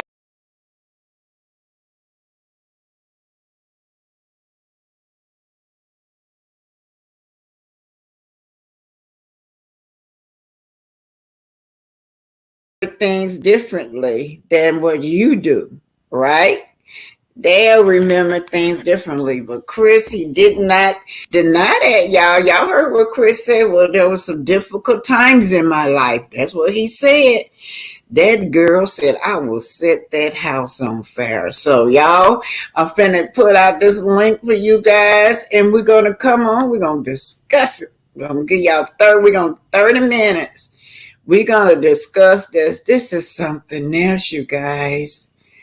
Woo-wee. I'm put out the link. Hey, and Holden, Miss J. Uman, Linda Gamble says, okay, Linda Gamble. Linda Gamble keeping y'all straight for me out here. All the content creator, thank you. I know Pretty Brown Eyes. If she's still here, she is content creator. Linda Gamble said 94 likes and 64 in chat. All right, now that's even better. I've got that out. Y'all got the link out. You guys come on up. Let's talk. I want to talk about whatever y'all want to talk about that y'all saw on the screen. We're going to talk about these Black women's pain. I do know that Chris' daughter is in a lot of pain, y'all. It's coming out all crazy and negative, but he need to have some one-on-one counsel. He should have one-on-one with his daughter, you guys. Not Nell, not none of the rest of the children, just him and his daughter, because she is the outsider, you guys. She's about another mother. Yeah, so hey Pinky, how are you doing? And how you feel, young lady? I'm doing great. I'm feeling good. How are you doing? I'm good. Anybody else? Y'all wait, hold on. Y'all come on up. Are you coming? Pastor Justin, you still here? Are you coming up? Or whatever y'all do, y'all come on up. I do want to talk a little bit more about that little 7-year-old also. Okay, Pinky. All right. Thank you. Thank you for having me up. Thank you, guys. And hello, everybody in the chat and everything. This was a great scene, Black Titanic. I love this scene. When I say I loved it, I really did. The dinner with the Fletchers and then the scene with Mel. Everything else was just crap to me. Fake storylines, but especially the Stormy Straight storyline, but we ain't gonna even more about that, Heather. But in my opinion, and everything is alleged. But I love that dinner because that dinner resonated with not just some people. Seem like almost everybody can resonate with that dinner, that family dinner. That family dinner kicked off a lot of stuff that people, even regular people, people with money, people with no money, no matter who you are, you resonated with something because all those kids got all their own personalities, all different personalities, right? Mhm. Then you got Chris that's a chill person. He just sit back and just be chill, and he tend to just listen what's going on. Whereas then you got Nell, which is hot grease, fish grease. I mean, she just be popping off, and I think that's why the kids go to Chris or what they call Daddy Chris or Uncle Chris, whatever they want to call him. But I think it's Uncle Chris. But anyway, that's why they go to him. It's Uncle Daddy. Uncle Daddy. Yeah, that's what it is. Uncle Daddy. That's why they tend to go to his niece goes to him, whereas everybody goes to Chris. Now, because when they go to Nell is going to pop off. She don't ask no questions. She just start popping off and telling them what they didn't want to hear.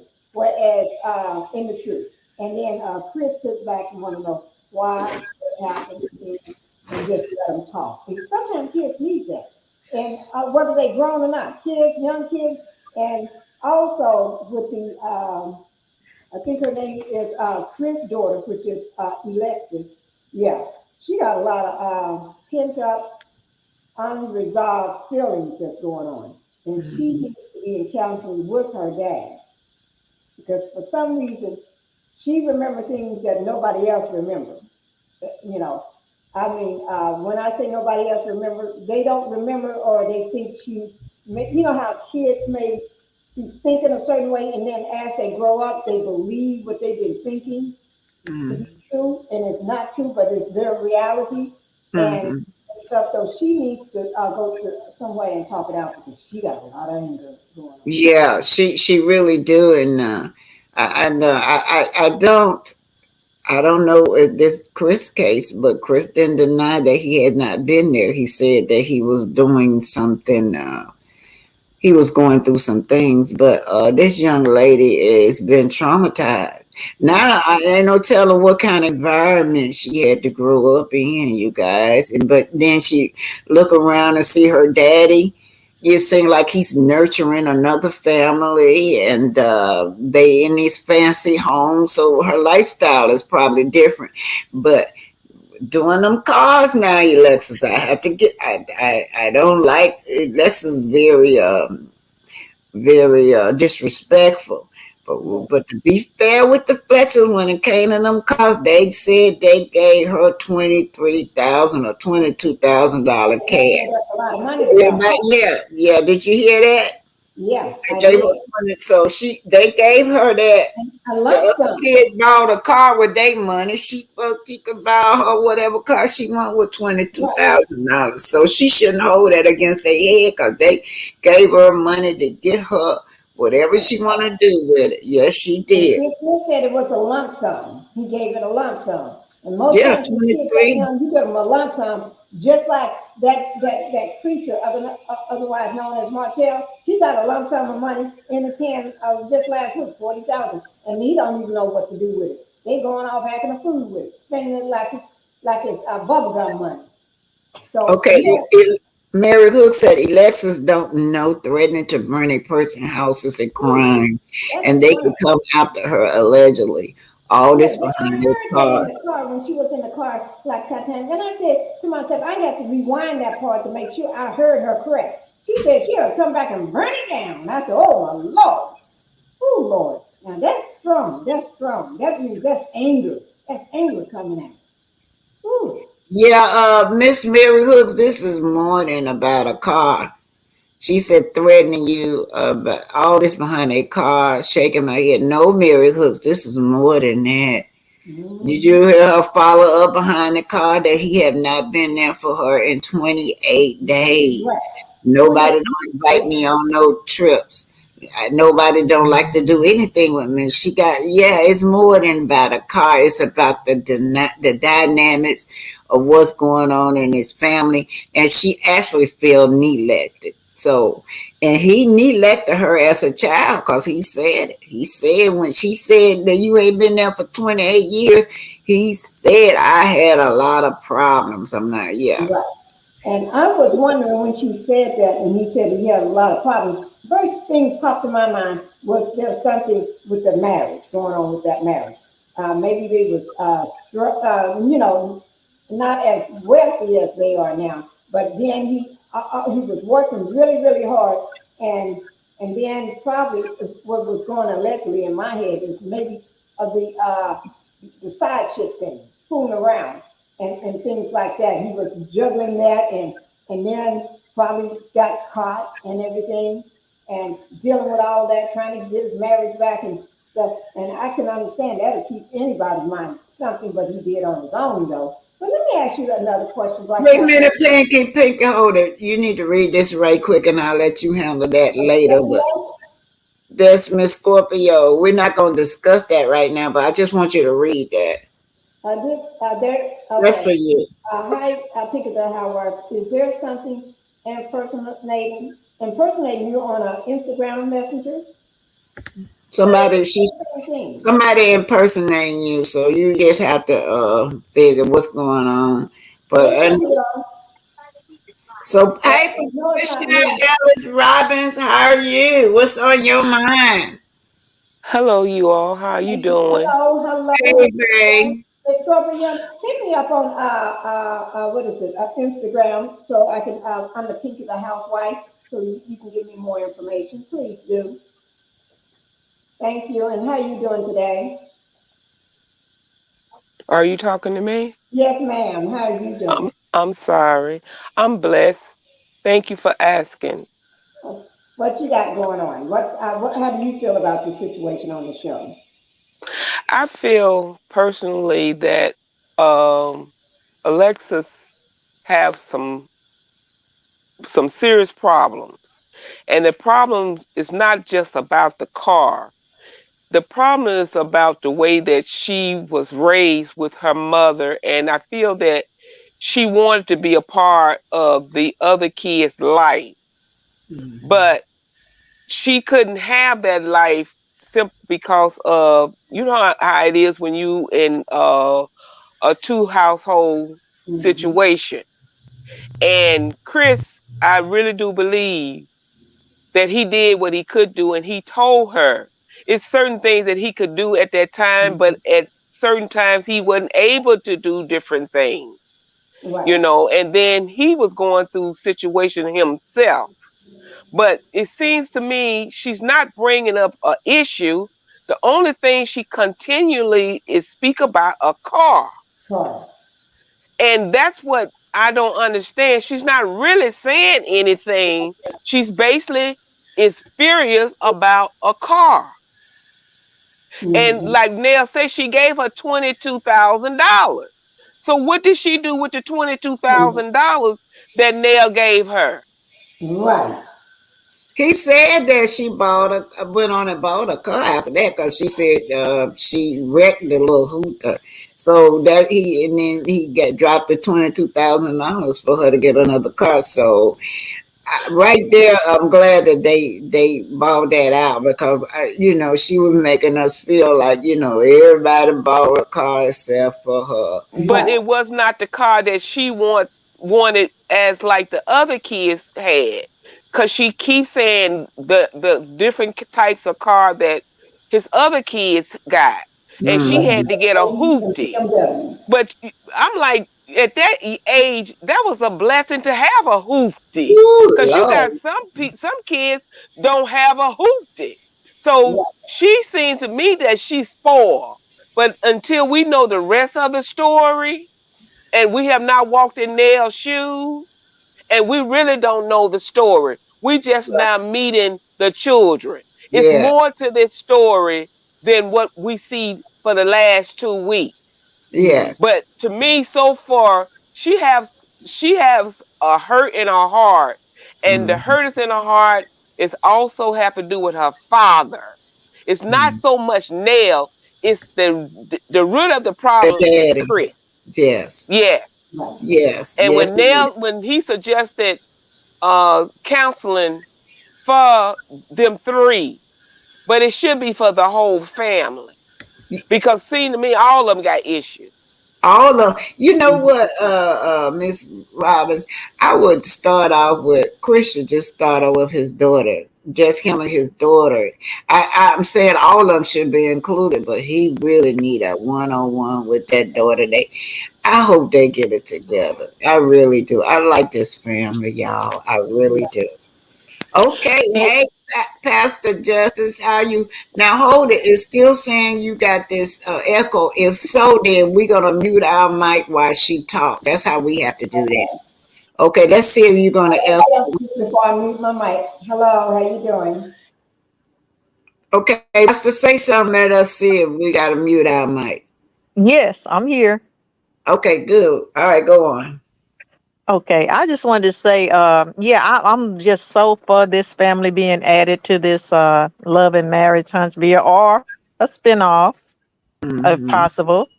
And this Alexis, the daughter there, yeah, she's hurt. I understand that, but my sympathy with her is there. However, the young lady was leaving, and we got to remember, we all saying his daughter, this child, this is a grown woman, regardless of the hurt that she's packing with her, regardless of what her mama done fed her about the daddy, regardless of all of that. She told them to kiss her behind and no uncertain words when she got ready to leave. That included her father. That included her stepmom and all her siblings. She told them what to kiss. Now, if that's not disrespectful, while you're sitting here complaining about the kind of car you drove, the Bible says, out of the abundance of the heart, the mouth will speak. So in her heart, doesn't matter how she portray herself. Amen. Doesn't matter how she portray herself as to, I didn't get what y'all got. Of course not. You're not under that roof. Like one of the kids said, you from another household. She says, well, I was not included in vacation. You took the employees and not and she used her fingers to do the quote sign, your daughter, as if to say the word you use and it ain't true. But yet you're sitting at this woman's dinner table, eating a meal that this woman says she prepared. She prepared for her children, which includes you. This woman, Chris Fletcher, did not say he gave his daughter $22,000. This woman says, I gave you $22,000 and you took the money and went and got another car. She told him she wanted $22,000 on something, but she did something else with the money. So you're being dishonest. You're not being transparent.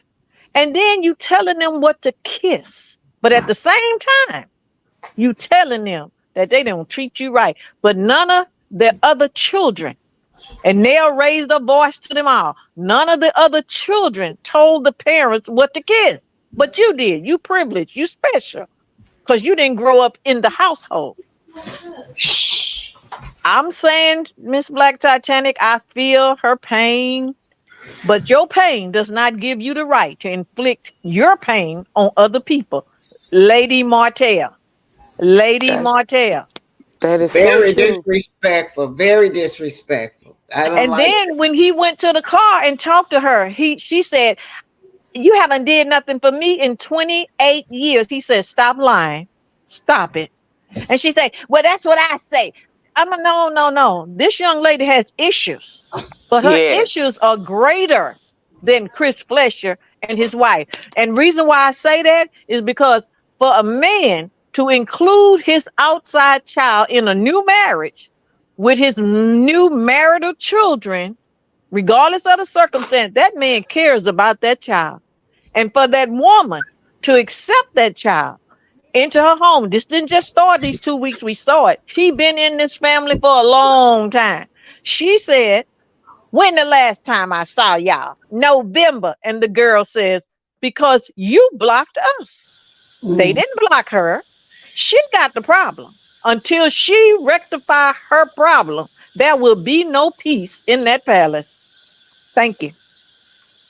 I agree with you on that, Justice. She did say that when the last time I've been around y'all, and it seemed like all the kids, even the young man, the oldest man sitting at the end of the table said, by choice, it's your choice. And then the young girl said, you blocked us. And everybody was letting her know, you the one don't contact us. You blocked us. It's, you the one don't want to be around us. And then about the vacation, they said, you was invited uh, and everything. But seems like she remembers things differently than everybody else. Yes, I love what you said. Mm-hmm. I feel that she still is in pain, and this is her way of getting attention. And getting attention is means that she causing corruption with each other of the other kids in the household. Because as I always say, a drunk person speaks a sober mind. Well, Mhm. she has a problem of speaking out. She wait till a certain issue comes up, and that's when she say things that be totally different from what how they explain it. Just like she say, "Well, I hadn't seen y'all since November." When then they came back and say, "That's because you blocked us. It wasn't because we didn't want to invite you to anything or be with you. You didn't want to be with us."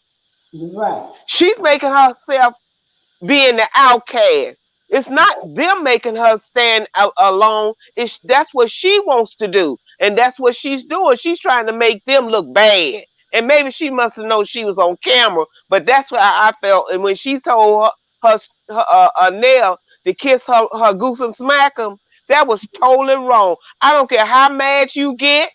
I don't care what woman you run up on or what man you run up on. You don't invite nobody to your goose and mac 'em. That's not right. That's not cool at all. No, no, no. And one thing I do want to say on the vacation thing. She talking about I never been invited on a vacation.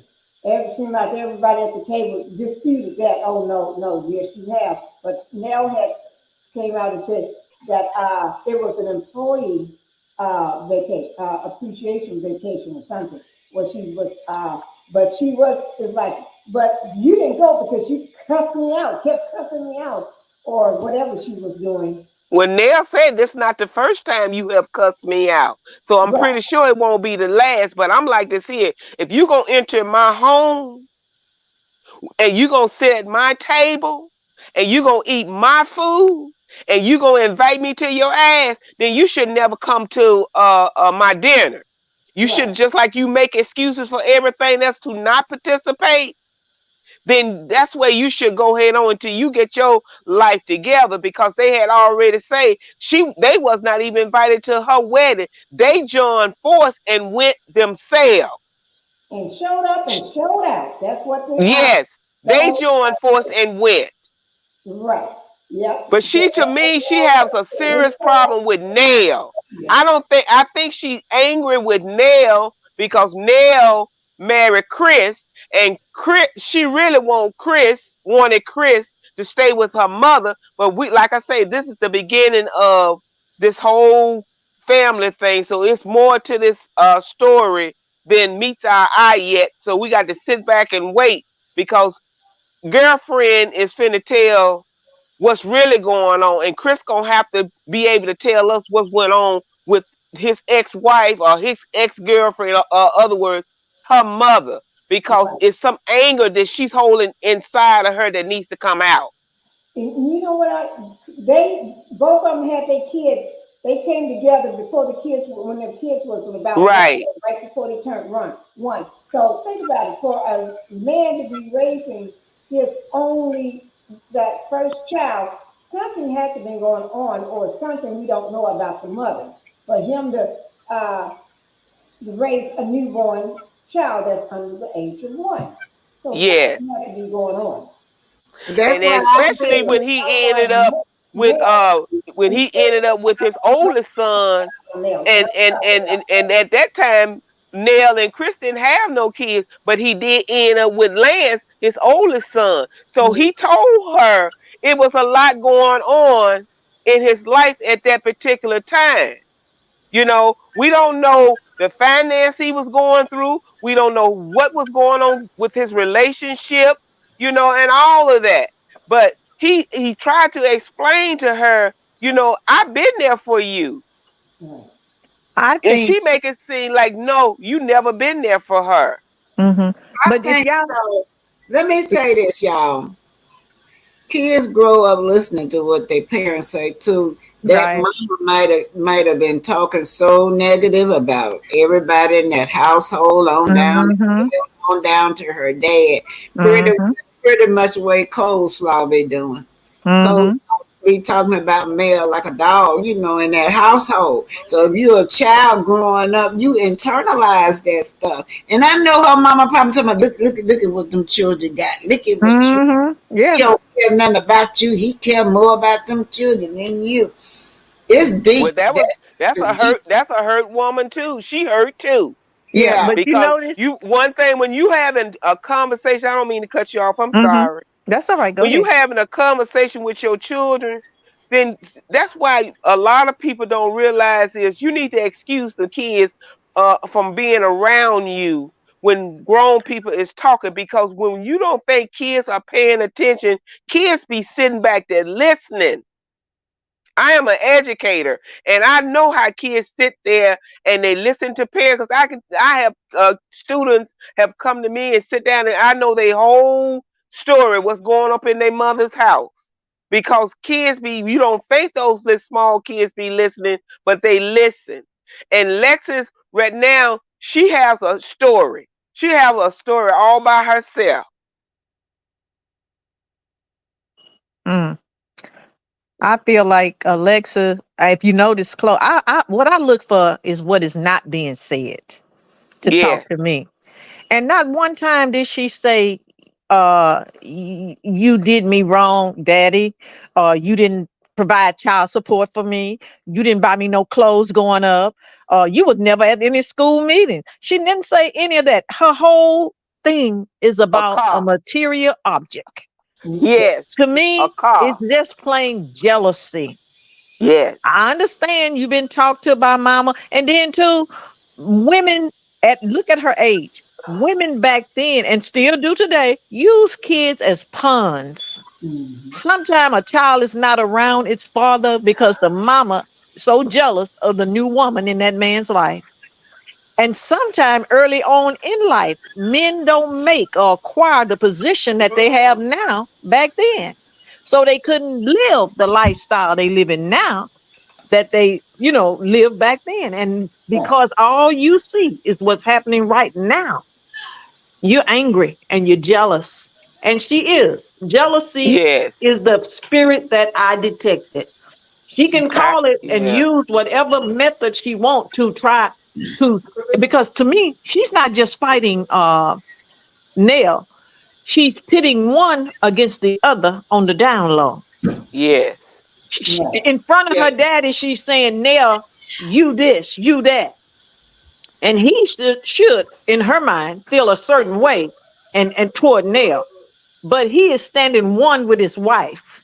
He's standing one because I noticed in their little private conversation when Nell was talking, he said, well, that's our child. Those are children. He keep it just like that.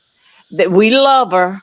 And Nell say, we love her, but I'm not gonna tolerate this. And Nell, being the firecracker she is, if she didn't care, I think we would have seen it. Anybody that can stand up toe to toe to Hotel could stand up toe to toe to somebody who's ill informed and jealous. So Right. she restrained herself, which lets me know you give a damn because she don't have to. That's her house.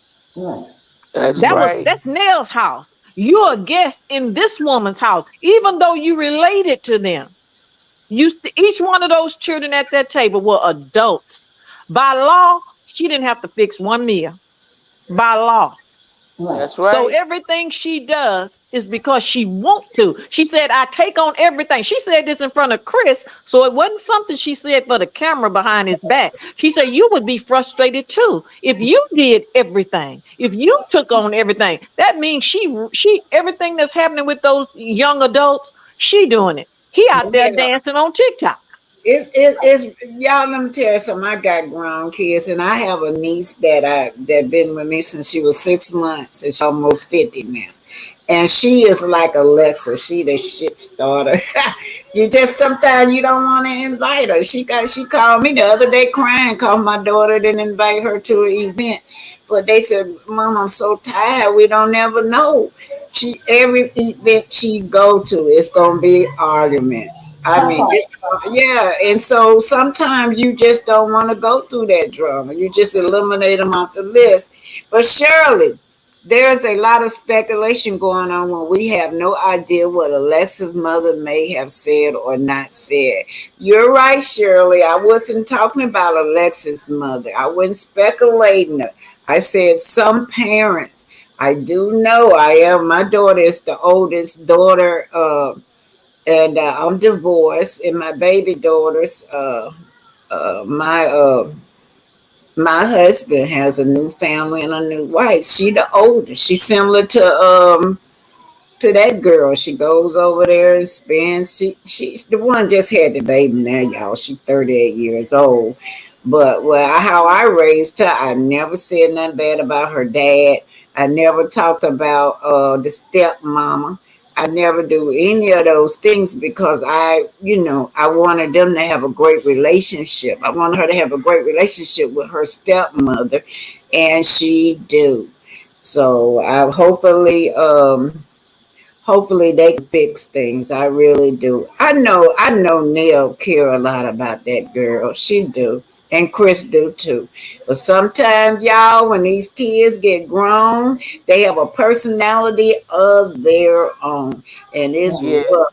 Your problems be at your heart when you trying to deal with these grown people. All Well, right. Miss Titanic, I was just wondering if anybody on the panel have thought about the fact that when she invited them to her behind, she's sitting there with a man of another persuasion. What about that?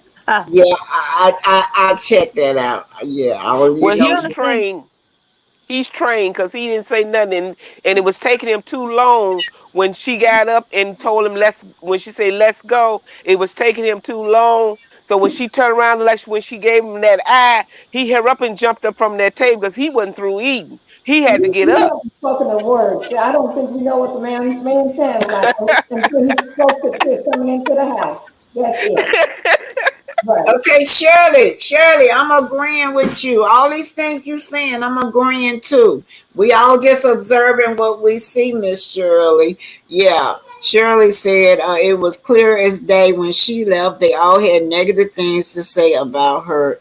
That was their bonding. Yeah, yeah, I agree. They all had negative things to say about her. This family need counseling, y'all. Yeah, they do. But Miss Titanic and everybody else, if that's your mama sitting there and somebody invite your mama to their ass, you're not That's going to have a negative thing to say. I believe you would because I know I would.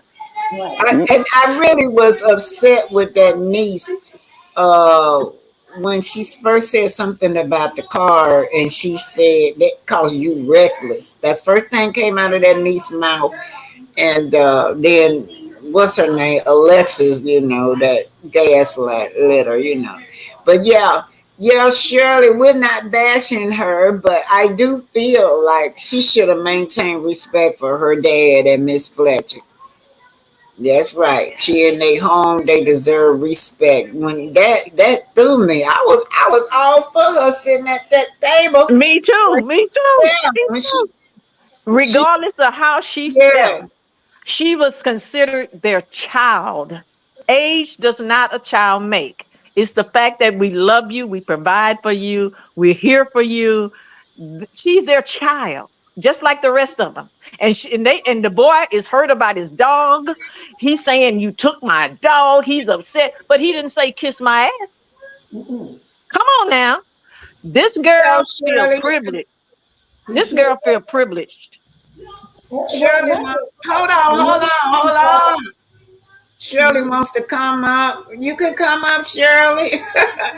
This panel is open to everybody. You can come up and express how you feel, young lady. Come on up, Shirley. She While wants to Shirley's come coming up. up, remember when she said that Y'all didn't invite me to that vacation. But her mom, Mel was saying it was a employee appreciation vacation. And the reason why, and she said, but you didn't cuss me out so many times. I guess she didn't want to ruin it for the employees having her daughter there cussing her out like she always does. So, go Well, figure. well,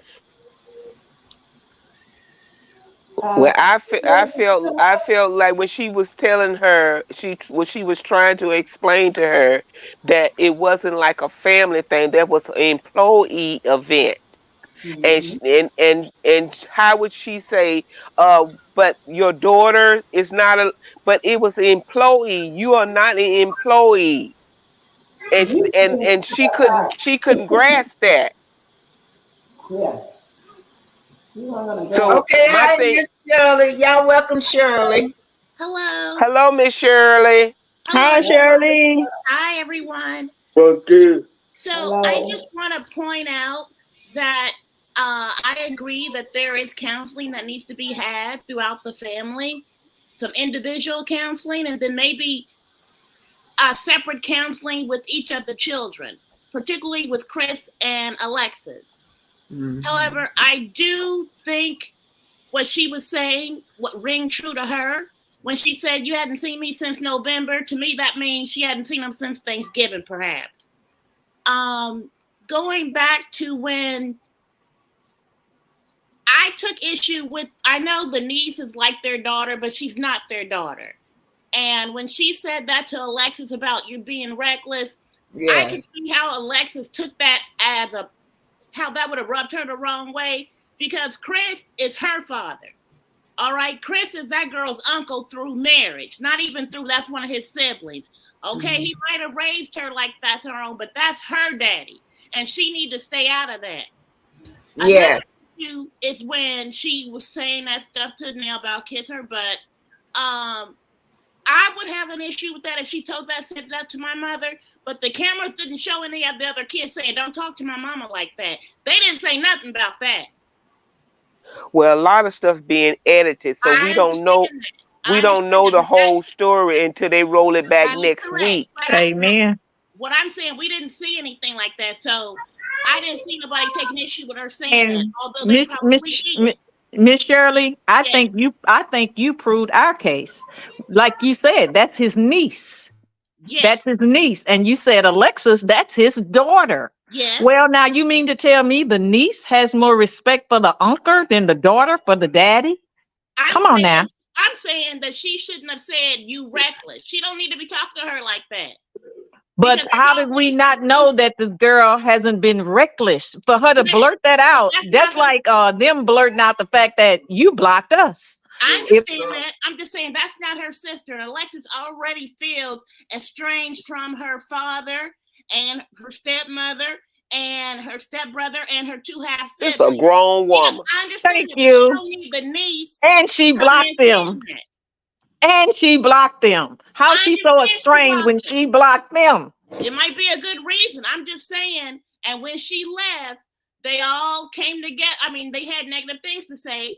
And maybe her behavior was negative, but as an outsider, they were bonding over that.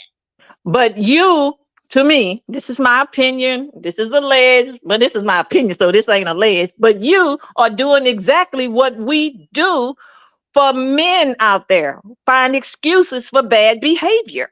There is no excuse to invite your father to your ass. There is no excuse.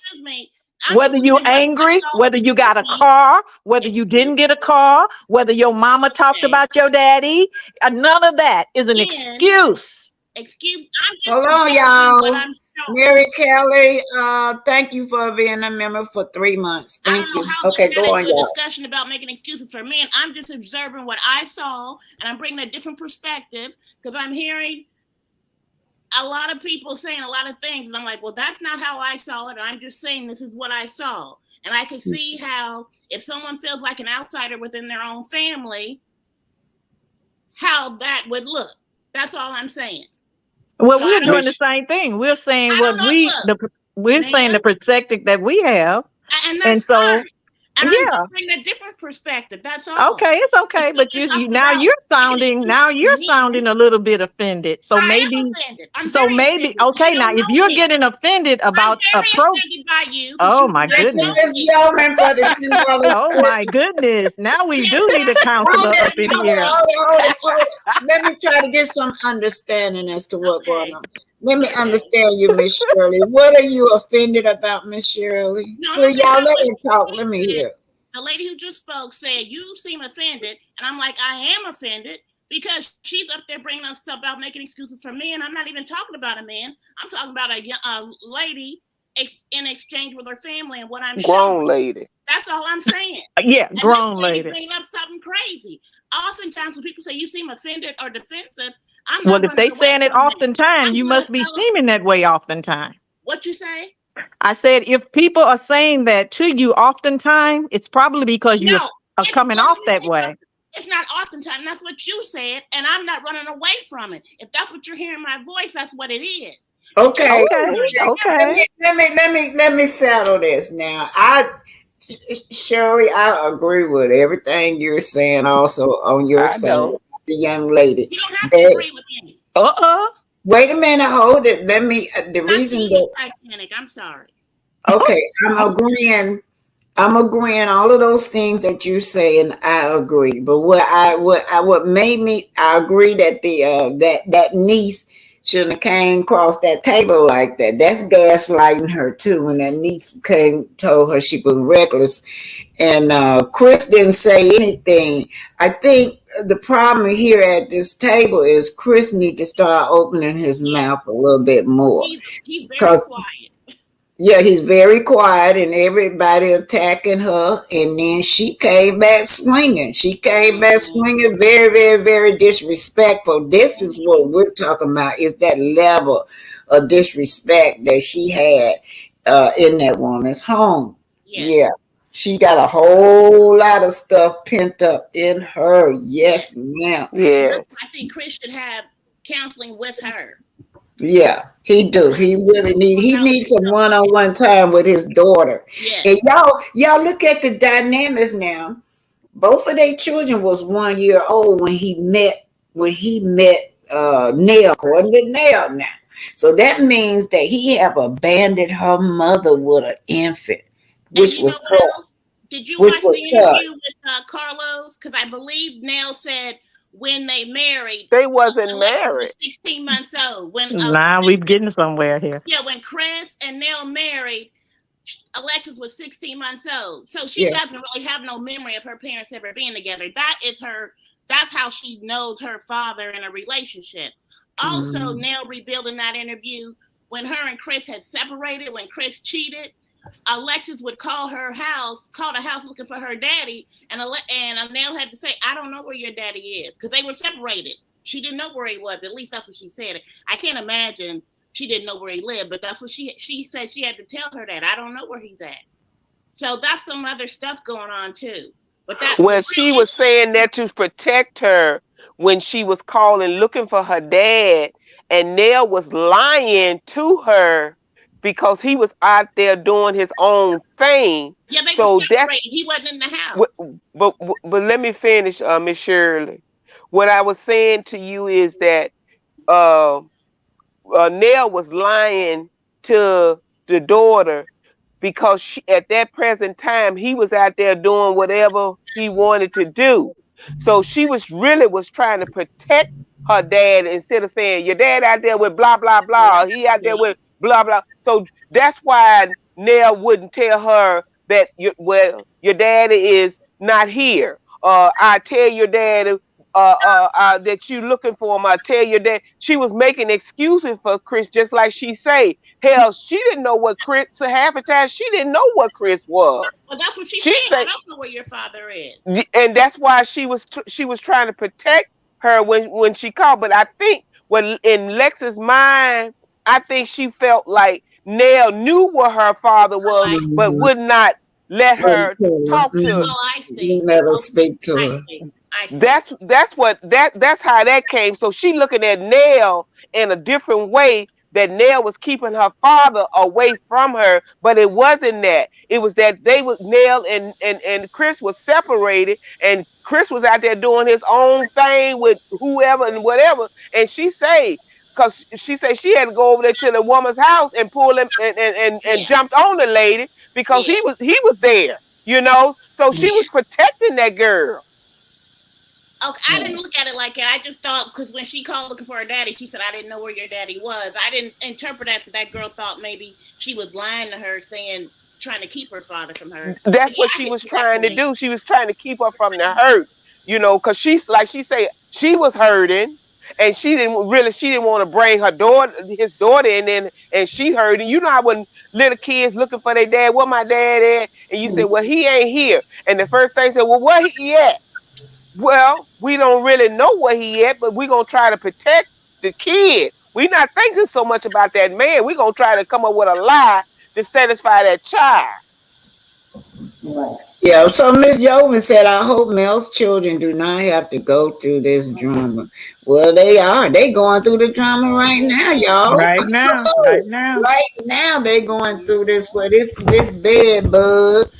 It don't like them, it don't like the mama, and she's on the internet letting everybody know how she feel about it. Well, I guarantee you they ain't calling looking for Martel. I bet you that. Thank you. If anything, he calling trying to find out where they at. But I guarantee you those kids not calling trying to find out what Martel at because he ain't got no money to take them nowhere. He can't feed them because Nell got to send money cards with the children when he do come and get them. So they ain't looking for Martel. If anything, Martel looking for them because he know that's a meal. And Martel still saying on that, talking about something, he need a 5-bedroom house. And you just got put out. You just got put out. And he's still leasing. He's leasing that. Yeah, it's another friend along them they house, y'all. Another friend. That's what he said. 5 bedrooms. 3 of them. 5 bedrooms, and you can't even afford it. That's the kind of stuff I'm talking about. The stupid stuff I'm talking about. You can make it work with a 3-bedroom. You can make it work. Yeah. Well, the show is the show has already been filmed, and that part right there because see, like right now, Martel is only a friend of the show, so his paycheck has been cut, allegedly. So that's another thing that they're not speaking of. But he's a friend of the show now. Mm-hmm. Right. Yeah, and so I'm sure at least bed bug. She got that Section 8. He can always sleep over there. She can always use her Section 8. Huh? Remember, she said they got an investment property. Why don't he live there? Oh, that place not finished, you guys. I passed by there. That few days ago when I did that overnight in Huntsville the other day, and it's not finished yet. And Ariane cannot be around the kids at night. She cannot spend the night over them around those children. That's court order. Yeah, that's right. But she's still around them though, y'all. But I'm saying spending the night. She cannot spend the night because that would jeopardize his rights for as visitation. The kids coming to visit him and spending the weekend. You know that they do 50-50, your week on, your week off. So this is the way this is set up. So this is another thing why they're going back to court also about. Mm-hmm. Yeah. Okay, you guys, I'm getting ready to end it, and I just want to give honor to. I want to give honor to the Black female in Venice, Alice Parker. She's the one that invented the heating system, you guys. Gas. Y'all know before then we were using the coal stoves, right? Yeah. Chopping wood. She came along. House. I can't see that well. Right where it's Martel's house. Oh, okay. Yeah. Oh, yeah. It's not finished. Well, anyway, then you got that's Martel and Belinda's house. Let's rephrase that. Belinda want her money back eventually. Okay, so it's gonna be a problem with that house because he cannot move in the house until he get Belinda her money back. Right. And I know Fred don't like the idea that she taking away all his hard work that he doing, him and his workers over there. Talking about some she it's her investment. Shoot. Well, she need to Anyway, use that $40,000 that she got and pay Belinda her money back since she's talking about their investment. Yeah. you would think that she would get her teeth fixed, y'all. What's the What name of about the her teeth? inventor? I think Martel is allowing her to say our investment because he's taking part of her money to help pay some of the bills over there at the new build. So he just blow her mind with that stuff about our investment because he's getting some of her money. Well, she Mm-hmm. need to use some of it to get those braces removed off her Yeah, teeth. definitely, definitely. This might Okay, y'all, let me finish this. I got to, the Miss inventor. Shirley, go on and say what you going to say. I was gonna ask you what was the name of the inventor because as it gets cold, I want to know her name. Okay, I'm finna finish, y'all. Y'all let me finish. Her name is Alice Parker. She is the heating. She did the gas, and also she responsible for. Y'all know how we get central heat and air. Her name is Alice Parker. Next, we got Miss Brown. She's the one that did all this home security that y'all see today. She invented that with the cameras and the mics and everywhere. The CCTV technology. Miss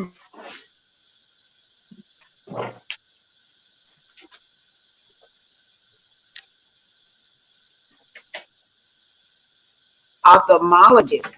Used to be, y'all, people would make fun of people that's cross-eyed, but you no longer have to be cross-eyed now because Miss Batch is found a way to correct your eyes. She found a way to remove cataracts, you guys, and she found a way to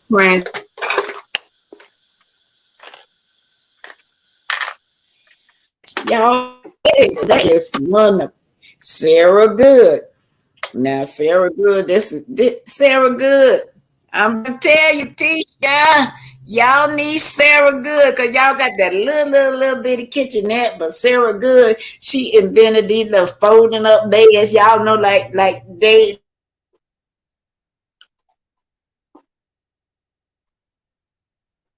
small spaces. So, and then you got Miss Miriam Benjamin. She is the one like when you go into the on an airplane and you can communicate with the stewardess by turning on your lights and all of that. She invented that. So these are female inventors, you guys. Yes. Shout out. So I'm finna close. It's over 2 hours. Y'all know I try not to do but 2 hours because it wear me out. This is So 2 hours and 26 minutes. You did good. yeah. So I don't wanna y'all say her name. Her name is Ayana Jones, the little bitty little girl that was assassinated. Don't y'all forget her grandmother in y'all prayers. She's still hurting. They paid her, I think, $8 million they done paid her, but that don't replace your baby. She would have been like about 22 years old today. Yeah. But okay, you guys can say y'all final word. I enjoyed y'all.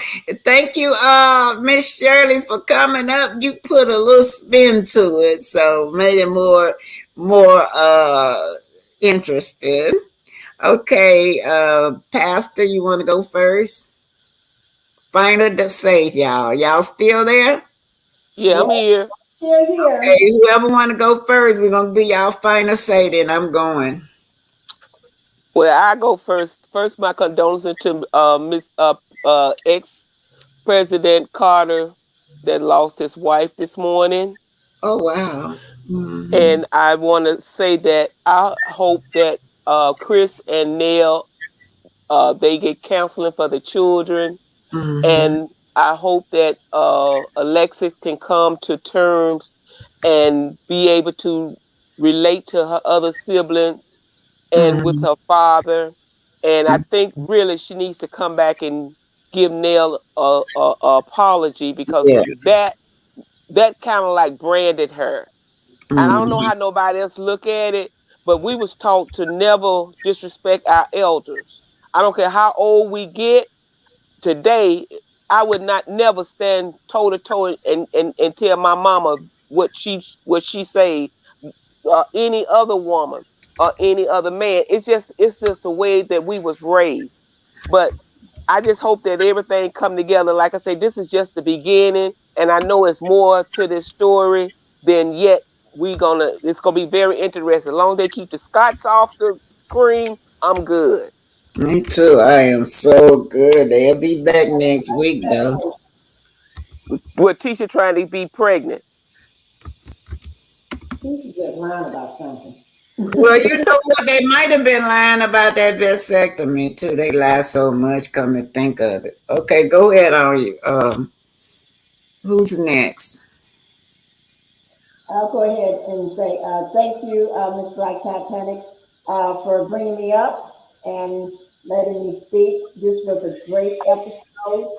It's Yes. a great episode when we don't have the Scots involved, and also that we're getting to the point where no creature other known as Martel, but he's little buddy now. He's little buddy as last night. Yeah. Little buddy with the little Mel named him Little Buddy. Little buddy. I got to do something on little buddy now. But anyway, it was a great episode. I think that that dinner is going to be analyzed by everybody because everybody got a different spin on it, saw different things, and some people, everybody saw something differently, and that's who we are as a people. Everybody Yes. sees things differently, see different shades and different colors, and everything. But I like that. Well, hold on. Thank you, Miss Yeoman, for the $10 super sticker. Okay, go on, Pinky.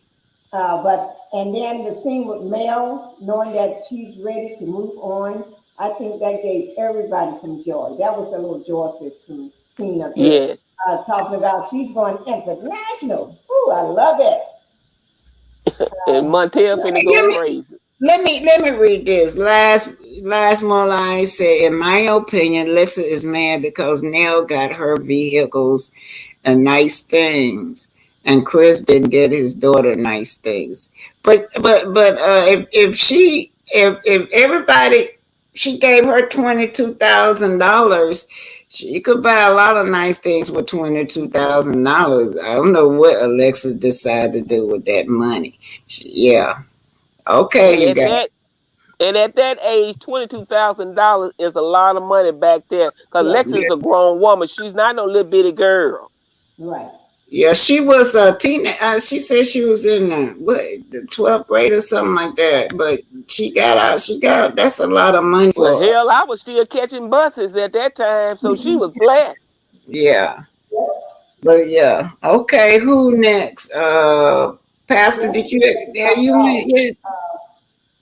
Yeah, Justice, are you still there? Okay, she gone. It's on you, Pinky, and then I'm closing. All right. Wait a minute. Were you through, Miss Raymond? Hold on, I don't want to cut her off. Were you through? I cut her off. I'm sorry. Were you through, Miss Alice? Yes, ma'am. I'm sorry. Okay, go ahead on, Pinky. Bring joy to the panel. Thank you. Thank you for coming up on the panel and everything, Miss Shirley, Miss Justice, and I had a great time on this panel today. I did too. Yeah, and I'm gonna end it with Miss Mary Wilson. Condolences to the Carter's family. She sure lived a long time though, Miss Carter. 96 years old. Yeah, Mary Wilson. I wish you nothing but the best for Mel. I pray she will be forever covered under God's protection because little buddy is slow and crazy. We're gonna end on that note. You like that little buddy. We're gonna end that on that note, y'all. And Pinky, do you announce anything before I go? You got anything about your channel? Jeff just said she had phone problems and everything, and she want to thank you for her coming up on the panel, and she had a great time. Thank you. Okay. Yeah, thank everybody. Tonight. Thank you so much, Miss Black Titanic. Okay, Justice, Mary Wilson, the Yeoman, Lady Leo. Hey, I said what I said. Lady Leo. Renetta D. Elliott is here. Mary Wilson, the Yeoman, too blessed for you. Clamp God, hey, Shirley. Chase, let's Lady see what Chase, see what Chase saying. Miss Reese. Chase said, wait now, are we doing It this is one? actually illegal to move after dark because of criminal activity. He was hiding. Y'all know what? I believe he snuck out without paying money. He trying to hide. Right. You know what I was thinking, Black Titanic? When people move at night, they're trying to move so nobody see them, see what they're doing. And then I said to myself, he's moving, but he get all the criminals allegedly together. Every last one of them. He get all the criminals together and they moving at night. And the thing about it, if he worth $20 million, why do he have to use a U-Haul? Why do he have to get all the criminals together to help him move? Yeah, he could have paid some movers. Yeah. Miss Ruben says, Sky, we don't know. She said, I thought Martel little area. That was filmed in June. So we don't know what he doing there. Mary Wilson said he's a pitiful excuse for a man, that little wee wee. All right, y'all. I think I got Linda Gamble. And I said what I said. That's it. And I'm gone. Anybody tell ADR? I ain't seen Mary White.